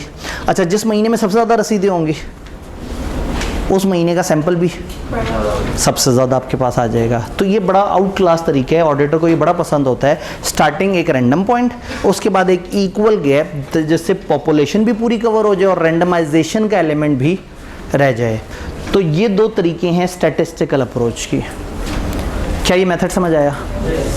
फिर आते हैं हम दूसरी तरफ, non statistical, haphazard, arbitrary basis पे। इस सैंपल को उठा लिया, उस सैंपल को उठा लिया, उस सैंपल को उठा लिया। जैसे मैं क्लास में हूँ और मैं कहूँ हाँ भाई आप बताएं, अच्छा जी आप बताएं, अच्छा जी आप बताएं, अच्छा जी आप बताएं। अब ये दिखने में ही रैंडम है, लेकिन रैंडम में मेरी जजमेंट नहीं है, रैंडम में मुझे सॉफ्टवेयर ने रैंडम नंबर जनरेट करके दिए हैं। हैपहैज़र्ड में मैं अपनी आँखों को यूज़ करते हुए सैंपल उठा रहा हूँ, तो समहाउ कहीं ना कहीं मेरी अपनी जजमेंट इसमें इन्वॉल्व है। तो हैपहैज़र्ड और रैंडम में फ़र्क ये है कि रैंडम में मुझे पॉपुलेशन देखे बगैर मुझे पता लग जाता है कि मैंने क्या चेक करना है, जबकि यहाँ पॉपुलेशन को देख के मैं आर्बिट्रेरी बेसिस पे वो करता हूँ। तो हमने किसी फाइल से कोई सी 100 रसीदें उठा के देख ली, साइंटिफिकली मेथड वैलिड मेथड नहीं है और इसके अंदर बाइस हो सकता है। तो फिर एक अजीब व गरीब सा काम कई दफ़ा ऑडिटर करता है, वो कहता है भाई बजाय इसके एक सैंपल करें और फिर उसमें डाउट हो। भाई फॉर एग्जांपल 50 बच्चों का सैंपल उठाएं तो हो सकता है 50 के 50 वो हों जो लाहौर में रहते हों। 50 रैंडम बच्चों का सैंपल उठाएं तो हो सकता है 50 के 50 वो जो लाहौर से बाहर रहते हों। हो सकता है 50 के 50 नालायक बच्चे आएँ, हो सकता है 50 के 50 जो है वो उनमें कोई खास एट्रीब्यूट हो। तो मैं ही चाह रहा हूँ कि मेरा जो सैंपल है उसमें तकरीबन हर तरह का फ़ीचर मिल जाए। तो बजाय इसके कि मैं हर क्लास में से 2-2 सैंपल उठाऊँ और बाद में नज़र आए कि तो सैंपल एक जैसे ही हो गए सारे, मैं गया और ऑडिट के सारे बच्चों से पूछ लिया कि हाँ भाई आप मुतमईन हैं या नहीं है। अब क्या होगा, जब पूरी की पूरी क्लास ही सिलेक्ट कर डाली, 100 बच्चे इकट्ठे सेलेक्ट कर लिए। अब इन 100 बच्चों में गरीब बच्चे भी हैं, अमीर बच्चे भी हैं, लायक बच्चे भी हैं, नालायक बच्चे भी हैं, तीसरी दफ़ा पेपर देने वाले भी हैं, पहली दफ़ा पेपर देने वाले भी हैं। इसमें हर तरह के बच्चे मिल गए। सिर्फ एक फ़ीचर आउट हो रहा है कि बच्चा किसी और सब्जेक्ट का नहीं है, सिर्फ ऑडिट का है। तो एक पॉइंट पे कंप्रोमाइज़ कर देते हैं, लेकिन आपको बाकी हर तरह की जो पॉपुलेशन की आइटम है वो मिल जाती है उस एक ब्लॉक में, जिसे हम कहते हैं ब्लॉक सैम्पलिंग। ऑडिटर एक कंप्लीट ब्लॉक ऑफ सैंपल उठा लेता है, यानी कि फॉर एग्जांपल पूरे महीने की सारी रसीदें, किसी एक प्रोडक्शन लोकेशन के सारे रिकॉर्ड्स। तो ये ब्लॉक सैम्पलिंग है, ये भी नॉन स्टैटिस्टिकल की किस्म है। यहाँ तक बात समझ आई? अब कहानी को आगे बढ़ाते हैं। हमें ये समझ आ गया कि पॉपुलेशन किसे कहते हैं, ये समझ आ गया सैंपल किसे कहते हैं, मुख्तलिफ तरीके क्या हैं, सैम्पलिंग मेथड क्या है, सैम्पलिंग अप्रोच क्या है, सैम्पलिंग रिस्क क्या है। अब असूलन जिस पे डिबेट होनी चाहिए वो एक टेबल है। साइज़ ऑफ सैंपल किन फैक्टर्स पे डिपेंड करता है, लेकिन इस टेबल को जब देख रहे होंगे तो इसमें फिर अभी कुछ अजीब सी टॉलरेबल रेट ऑफ डेविएशन इस तरह की चीज़ें आएंगी। फिर आधा मैं आपको बताऊं और आधा वापस आके बताऊं, तो बेहतर है कि हम एक दफ़ा एंड तक जाते हैं और फिर पलट के इधर आते हैं और फिर उसे देखने की कोशिश करते हैं। इसको मैं होल्ड कर रहा हूँ। अब हमने क्या करना है, ये समझना है कि मिसस्टेटमेंट किसे कहते हैं और डेविएशन किसे कहते हैं। जब मैं सैंपल उठा रहा हूँ और सैंपल की बेस पर राय कायम कर रहा हूँ तो मुझे समझना तो होगा कि व्हाट इज मिसस्टेटमेंट। अभी थोड़ी पहले बातें हुई थी, एसी का मौजूद ना होना मिसस्टेटमेंट है या एसी की अमाउंट गलत होना मिसस्टेटमेंट है। ये डिपेंड करता है कि मैं क्या वेरीफाई करने चला हूँ। अगर मैं एग्जिस्टेंस वेरीफाई करने चला हूँ तो मौजूद ना होना में स्टेटमेंट है। अगर मैं अमाउंट वेरीफाई करने चला हूँ तो अमाउंट गलत होना में स्टेटमेंट है। तो आपको डिफाइन करना होगा, auditor need a clear cut understanding of what is misstatement या what is deviation. A purpose of audit procedure to gain evidence on the accuracy of trade receivable. Trade receivable की total अगर मुझे accuracy verify करनी है, an error जिसमें posting of invoice to a wrong customer account does not affect total balance of. मुझे देखना receivable सही आ रहा है या नहीं आ रहा, और मिस्टर ए का रिसीवेबल मिस्टर ए के बजाय बी में पार्क हो गया, क्या टोटल को फर्क पड़ेगा? तो मेरे नज़दीक मिस्टर ए का मिस्टर बी में पार्क हो जाना मिस स्टेटमेंट नहीं काउंट होगा जब मैं क्या वेरीफाई कर रहा हूँ, एक्यूरेसी उसकी वेरीफाई कर रहा हूँ। तो ये समझना ज़रूरी है कि आप क्या वेरीफाई कर रहे हो, और हर चीज़ को मिस स्टेटमेंट नहीं कह देना। जो आपके जो वेरीफाई कर रहे हैं उसके अगेंस्ट जा रही हो चीज़, उसको कह देना वो मिस स्टेटमेंट है। फिर इसमें आप डिफाइन करें टॉलरेबल मिस स्टेटमेंट या रेट ऑफ डेविएशन क्या है। ये टॉलरेबल को समझाने के लिए कैलकुलेशन है, तो मैं इसको भी अभी होल्ड कर रहा हूँ, थोड़ा सा आगे जाएंगे फिर पलट के इसको भी समझ रहे होंगे। अब हमने क्या करना है, हमने ऑडिट प्रोसीजर्स लगाने हैं आइटम्स पे। हमने डिफरेंट आइटम्स पे ऑडिट प्रोसीजर लगाए, हमें सैंपल आ गया, सैंपल की बेस पे हम नतीजे तक पहुंच रहे हैं। ऑडिट प्रोसीजर परफॉर्म करें हर आइटम पे। अगर किसी खास आइटम पे सिलेक्टेड पे प्रोसीजर नहीं लग पा रहा तो परफॉर्म करें प्रोसीजर होना रिप्लेसमेंट आइटम पे। मैंने ये देखना है कि जब भी एक चेक 50,000 से ऊपर का होता है तो उस पर 2 लोग साइन करते हैं या नहीं करते। अब मैंने सैंपल उठाया और सैंपल में रैंडम था, तो मेरे पास चेक ही वो आ गया जो 50,000 से छोटा है। क्या इस पर मेरा प्रोसीजर लगेगा? तो मैं ये साइड पे रखूँ और इसकी जगह रिप्लेसमेंट आइटम उठा लूँ। मैंने रैंडमली पूछा, हाँ भाई आपको कल का लेक्चर समझ आया? उसने कहा सर कल मैं छुट्टी पे था। तो मेरा सैंपल गलत हो गया, मैं उस सैंपल को वापस रखूँगा, एक डिफरेंट सैंपल उठाऊँगा, उस डिफरेंट सैंपल से वही सवाल पूछूँगा। तो अगर आपका प्रोसीजर एप्लीकेबल ना हो तो फिर आप क्या करते हैं, रिप्लेसमेंट आइटम पे। अगर आप प्रोसीजर लगाएं और प्रोसीजर से आपको मनपसंद रिजल्ट्स ना मिलें तो कंट्रोल्स में आप इसे कह देते हैं डेविएशन हो गई। जो चाह रहे थे आप 2 साइन नज़र आए, वो नज़र नहीं आए, तो आप क्या कहेंगे इसे, डेविएशन। और आप चाह रहे थे कि वाकई 30 लाख रुपए की अमाउंट नज़र आनी चाहिए और वो नहीं नज़र आई, तो आप क्या कहेंगे, मिस स्टेटमेंट। तो कंट्रोल में आप बुराई को कहेंगे डेविएशन, सब्सटैंटिव प्रोसीजर में आप बुराई को कहेंगे मिस स्टेटमेंट। सब्सटैंटिव प्रोसीजर बोल दें या टेस्ट ऑफ डिटेल्स बोल दें, फिलहाल बात बराबर है, जब तक हम एनालिटिकल प्रोसीजर से दोनों को सेग्रीगेट नहीं कर लेते। अच्छा, फिर सम टाइम क्या होता है, सम टाइम आप nature and cause of deviation या मिस स्टेटमेंट को देखते हैं और चेक करते हैं कि इसका ओवरऑल ऑडिट एरिया पे क्या फ़र्क है। सम टाइम उनमें कोई कॉमन कैरेक्टरिस्टिक्स होती है जो बार बार रिपीट हो रही होती है। जैसे मैं अक्सर एग्जांपल देता हूँ कि फॉर एग्जांपल आपने जनाब एक रसीद देखी, उस रसीद पे 2 साइन नहीं थे, आपने साइड पे रख दिया, लो जी डेविएशन हो गई। 17 रसीदें देखी, सब पे साइन आ रहे थे, फिर एक रसीद नजर आई, उस पर डबल साइन नहीं था, आपने साइड पे रख दिया। फिर चेक करते गए तो आपको काफ़ी सारी रसीदें मिली। जब आपने ध्यान से देखा तो इन रसीदों में से 95% रसीदें सियालकोट की हैं। आपके पूरे पाकिस्तान में जोन बने हुए थे, लेकिन आपके पास आईवी में स्टेटमेंट में 95% में आईवी डेविएशन में 95% ऑफ द टाइम कहाँ गड़बड़ है, सियालकोट। जब गौर से देखा तो पता लगा कि सियालकोट में नहीं ये पता था कि उन्होंने 2 साइन करने हैं। तो अब ये जितने भी सियालकोट के एरर्स आपको मिले हैं, इनको एक एरर काउंट करना है। ये नहीं सोचना कि बार बार गलती हो रही है, आपने समझ जाना है कि मिसअंडरस्टैंडिंग की वजह से रिपीट होने वाली चीज़ है। तो आपने फिर क्या करना है, सारे ही सियालकोट की इनवॉइसेस पकड़नी है, उनको इकट्ठे प्रोसेस करके इकट्ठे मैनेजमेंट से कहना है इस पर अप्रूव करवा दें, इसको साइन करवा दें। तो सम टाइम आपकी मिस स्टेटमेंट या आपके डेविएशन में कोई कॉमन फीचर रिपीट हो रहा होता है, किसी खास जगह की होती हैं, किसी खास महीने की होती हैं, किसी खास तारीख की होती हैं। तो अगर आपकी मिस स्टेटमेंट या डेविएशन में कोई चीज़ रिपीट हो रही है तो ज़रा एक दफ़ा ख़ास तौर पे ध्यान से उसे देख लें, हो सकता है उसके अंदर कुछ कॉमन हो। बच्चों से मिलता चला गया, पूछा कॉलेज से मुतमईन हो, ज़्यादातर ने कहा मुतमईन है, कुछ ने कहा नहीं मुतमईन। जिसने कहा नहीं मुतमईन, उसके चेहरे की तरफ देखा तो बड़ा मैच्योर सा बच्चा नज़र आया, चेहरे पे बड़ी बड़ी दाढ़ी थी, उसके आंखों में परेशानी थी, चेहरे पे हैरानी थी। तो सोचा कि जो मुतमईन नहीं है ये वही बच्चा है जो बहुत ज़्यादा परेशान हाल है। तो जब एंड पे सबको इकट्ठा किया तो पता लगा ऑडिट के बच्चे थे। उन्होंने कहा जी वो जो है टीचर अच्छा भला कंपनी लॉ बी लॉ में तो बड़ा थोड़ा सा पढ़ाता था, ऑडिट में आके इसने जो है ना ये अचानक से वैशी हो गया और उसने बहुत ज़्यादा पढ़ाना शुरू कर दिया। अब वो तमाम बच्चे जो मुतमईन नहीं है, उन सबके चेहरों पे परेशानी कॉमन होने की वजह से नज़र आ गया कि ये एक ही इशू है, इनका टीचर इन्हें पढ़ा ज़्यादा रहा है। तो वो उस एक इशू को हम 17, 18, 20, 25 दफ़ा काउंट नहीं करेंगे, हम कहेंगे ये एक इशू है, इस इशू का एक सोल्यूशन होना चाहिए। उन बच्चों से कहेंगे खुदा का खौफ करो, बड़े हो गए हो, अभी नहीं पढ़ोगे तो कब पढ़ोगे? तो कहने का मतलब है कि अगर एक ही आइटम बार बार रिपीट हो रहा है तो आप क्या करेंगे? बात समझ आई? अब आते हैं एक पसंदीदा चीज़ की तरफ, प्रोजेक्शन। प्रोजेक्शन का क्या मतलब है बोला? सैंपल पे जो आया इशू उसको पॉपुलेशन लेवल पे चेक किया कि सही है या नहीं। हमें अब वन बंद करना पड़ेगा। आज मज़ा आ रहा है सैम्पलिंग का। आज आप लोग भी ना सारा कुछ कनेक्ट करके सारे ताज़ा चीज़ें पढ़ के बैठे हुए हैं। पता नहीं अब शायद मुझे अकेले को मज़ा आ रहा है, आप लोग छुट्टी का इंतज़ार कर रहे हैं।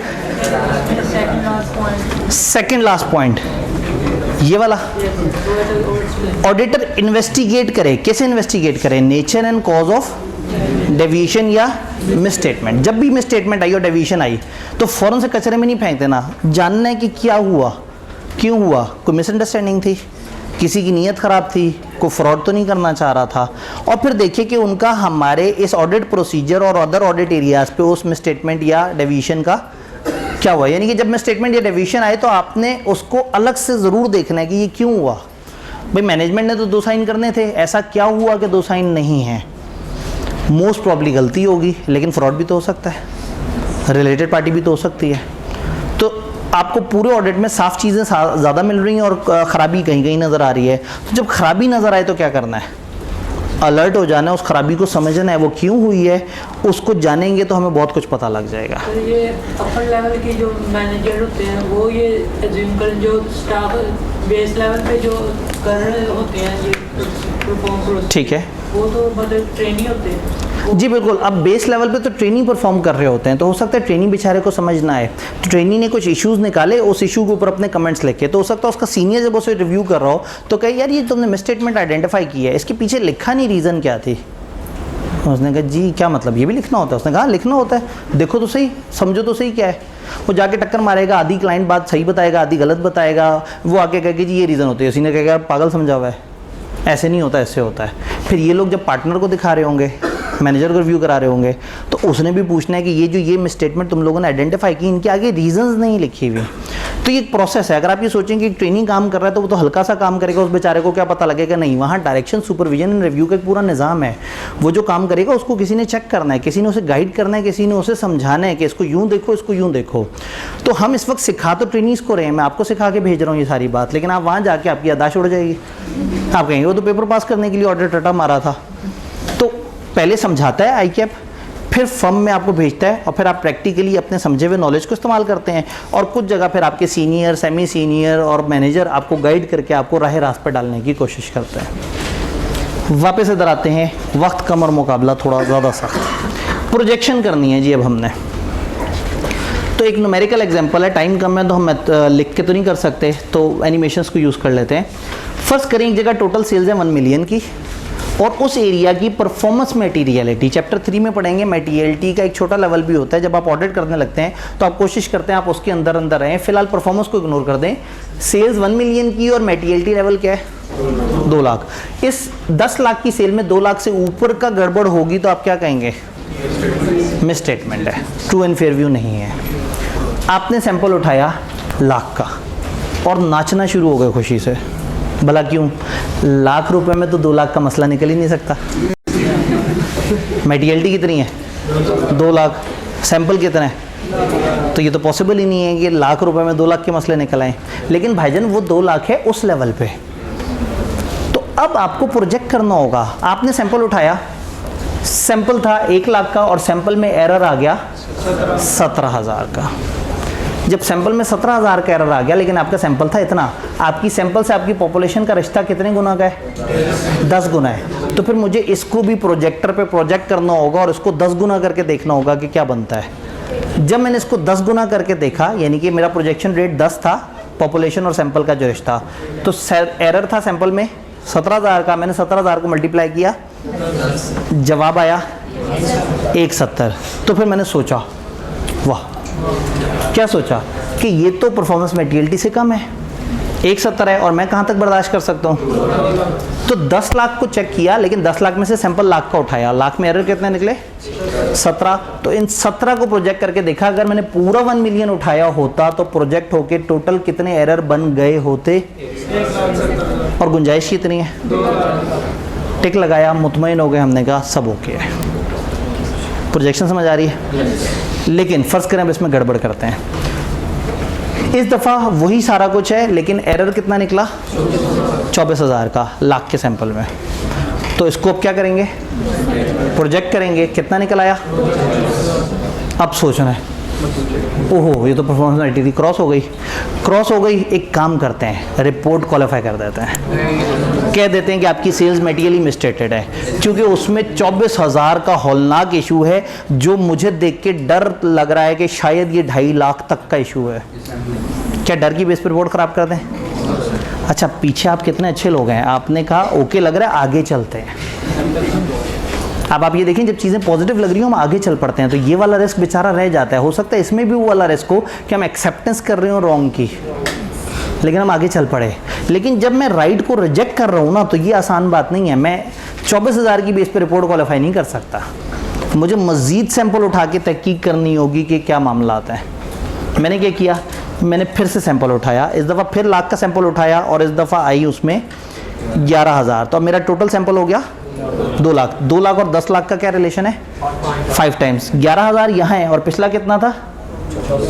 24 और 11। समझ आ रही है कैलकुलेशन? 2 लाख के सैंपल में एरर कितना है? 35,000। अब मैं क्या करूँगा? 5 से मल्टीप्लाई करूँगा। 35,000 को मैंने 5 से मल्टीप्लाई किया, जवाब आया,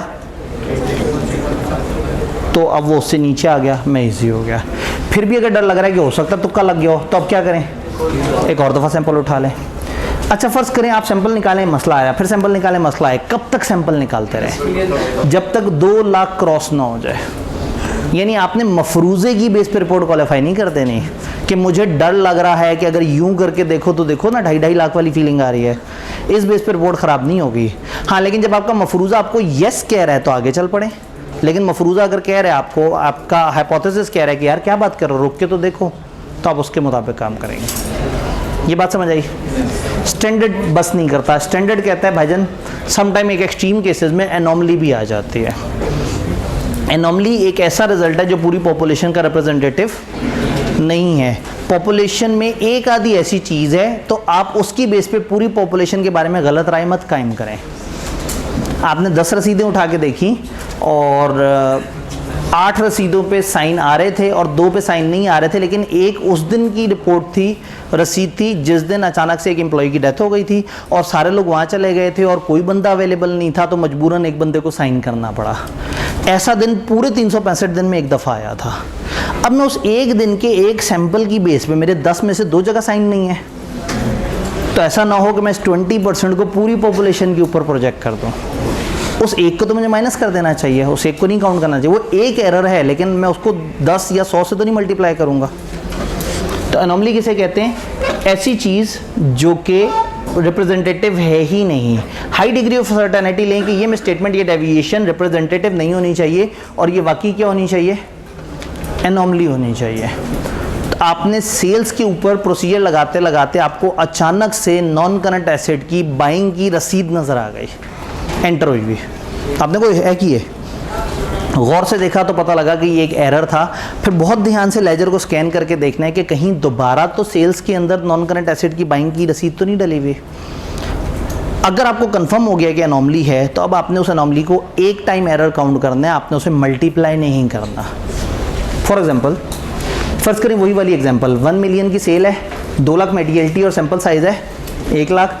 आपने 1 लाख का जब सैंपल उठाया तो 24,000 की में स्टेटमेंट मिली, जिनमें 8,000 थी एनॉमली। अब ये बड़ा जुल्म होगा कि मैं इस 24 को 10 से मल्टीप्लाई कर दूं तो ये 8,000 भी 10 से मल्टीप्लाई हो जाए, हालांकि ये तो वन ऑफ चीज़ है। तो क्या करना चाहिए भला? 8 को साइड पे कर दूं, 16 को साइड पे कर दूं, 16 को 10 से मल्टीप्लाई कर दूं, ये 8 एक दफ़ा तो ऐड करूं ना, 1 में स्टेटमेंट तो है। तो हम क्या करेंगे, हमने जनाब इसको जब प्रोजेक्ट करना है तो 24,000 में एनॉमली 8,000 की है, तो फिर अब हमने ऐसे नहीं करना कि हम प्रोजेक्शन रेट से मल्टीप्लाई करें। हम क्या करेंगे, 24,000 में से 8 माइनस कर देंगे, जो बच गया 10 से मल्टीप्लाई कर दिया और जवाब में एक दफ़ा एनॉमली को ऐड कर दिया और अंदाज़ा लगा लिया कि हम कहाँ पे खड़े हैं। तो अगर एनॉमली हो तो आपने चीज़ों को इस तरह से कैलकुलेट करना है। यहाँ पे एक सेकंड लेवल हम डेवलप कर लेते हैं। वो सेकंड लेवल क्या है?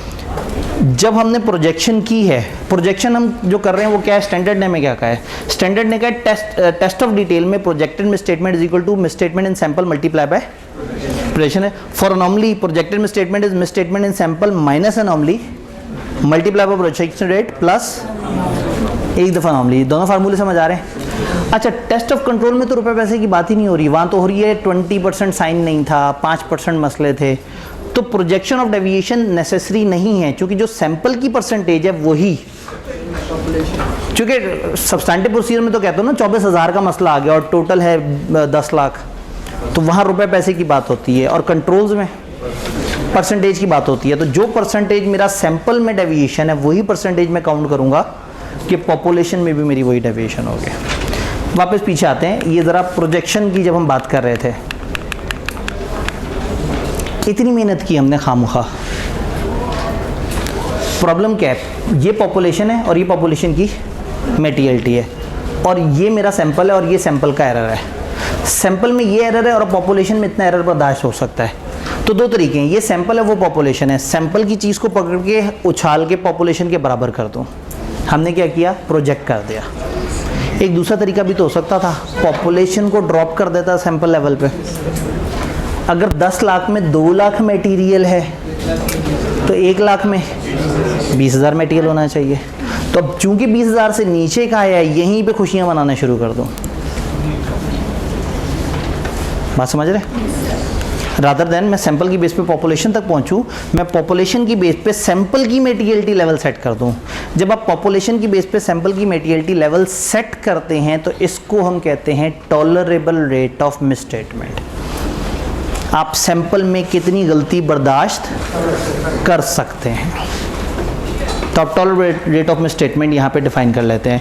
अच्छा, यहाँ देखते हैं इसमें क्या हुआ, 24,000 का मसला आया और हमारी टॉलरेंस कहाँ है, 20,000। परेशान हो गए, मज़ीद सैंपल उठाया, इस दफ़ा कितना आया, ये जो अगली दफ़ा उठाया तो 11 और आ गया। अच्छा, अब सैंपल कितना हो गया, 2 लाख। तो 10 लाख में अगर 2 लाख है मटेरियलिटी तो 2 लाख में 40,000 आ गई टॉलरेबल रेट ऑफ मिसस्टेटमेंट। और यहाँ कितनी मिसस्टेटमेंट बन रही है, तो मुतमईन हो गए। तो दो तरीके हैं, सैंपल पे एरर्स निकालें और उसको प्रोजेक्ट करके पॉपुलेशन तक ले जाएं।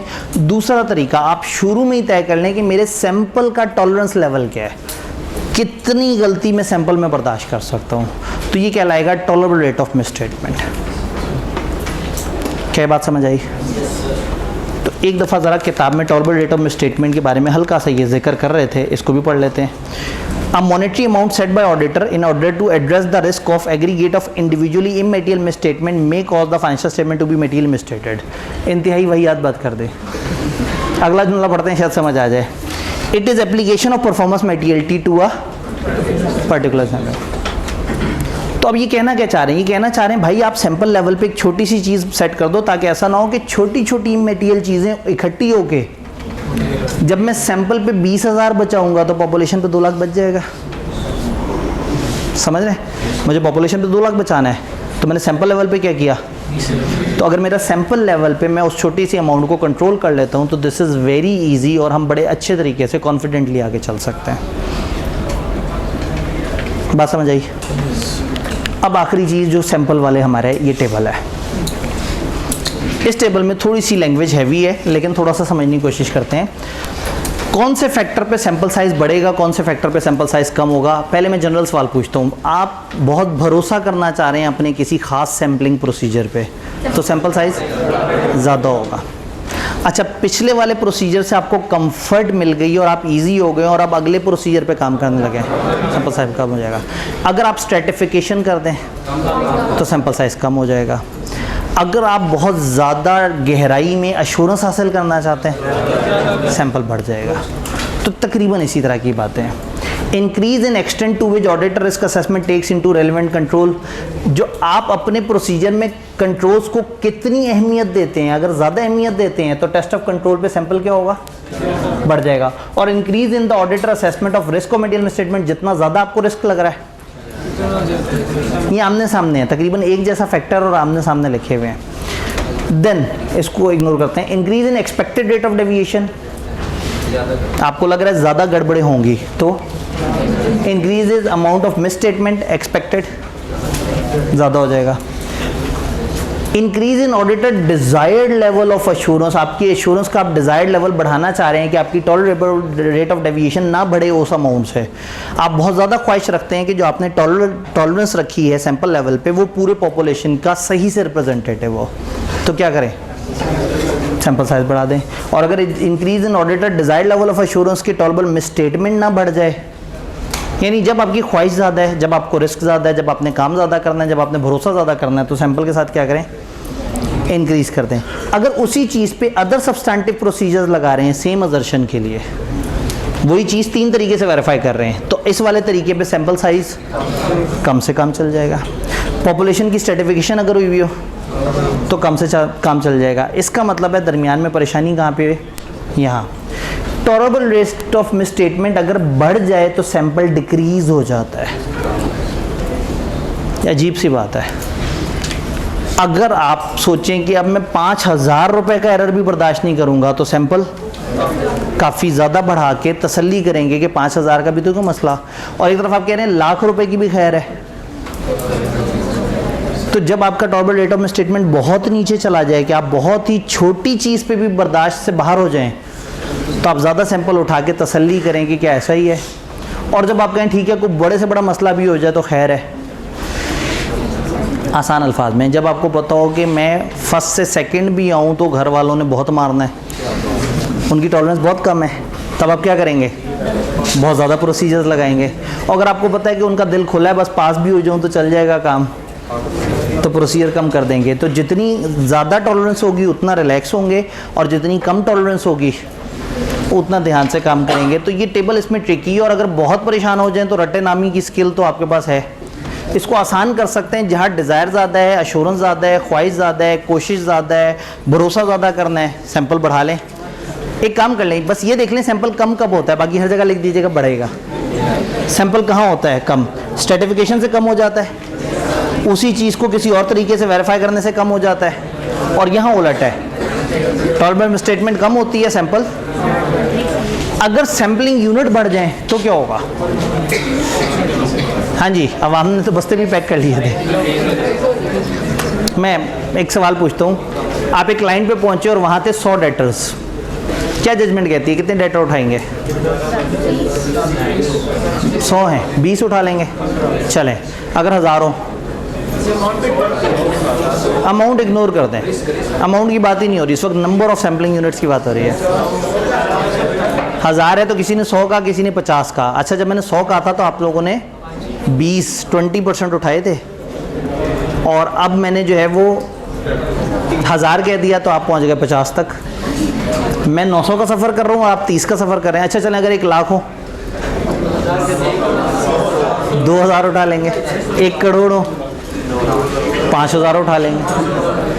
तो सैम्पलिंग यूनिट अगर आपकी पॉपुलेशन में बहुत ज़्यादा बढ़ या कम हो रहे हो तो उससे आपके सैंपल साइज़ पे नेग्लिजिबल फ़र्क पड़ता है, लेकिन काबिल गौर नहीं है कि मैं पॉपुलेशन में 900 यूनिट बढ़ा रहा हूँ और आप सैंपल में सिर्फ 30 यूनिट बढ़ा रहे हैं। तो अगर सैम्पलिंग यूनिट पॉपुलेशन में बहुत ज़्यादा या बहुत कम हो तो उससे सैंपल साइज़ पे फ़र्क नेग्लिजिबल पड़ता है। तो दैट वाज सैम्पलिंग, और सैम्पलिंग को हमने एक यूनिट में, एक सेटिंग में, बल्कि एक स्टैंडिंग में, आप लोगों की सेटिंग थी, इसको पूरे को कवर किया है। तो उम्मीद करता हूँ कि ये बात आपको समझ आई होगी। लाइट्स अगर ओपन कर दें, कल का लेक्चर बड़ा ज़रूरी है। कल हम सब्सटैंटिव प्रोसीजर्स कैसे बनाते हैं उसको पढ़ेंगे, और जितने भी सब्सटैंटिव प्रोसीजर्स हमारे पास हैं हम ज़्यादातर को कल एक सेशन में कवर करने की कोशिश करेंगे। तो कल सब्सटैंटिव प्रोसीजर और 2 स्टैंडर्ड जो सब्सटैंटिव प्रोसीजर के साथ कनेक्टेड होते हैं, इन्वेंट्री काउंटिंग का स्टैंडर्ड 501 और एक्सटर्नल कन्फर्मेशन 505। तो कल का दिन काफ़ी ज़्यादा अहम है, कोशिश कीजिएगा आएँ और अच्छी तरह से कल के सेशन का भरपूर फ़ायदा उठाएं। ख़ासतौर पे वो जो यहाँ नहीं पढ़ रहे थे, क्योंकि उनके लिए वो एक नई स्किल होगी। इंशाअल्लाह ताला मिलते हैं।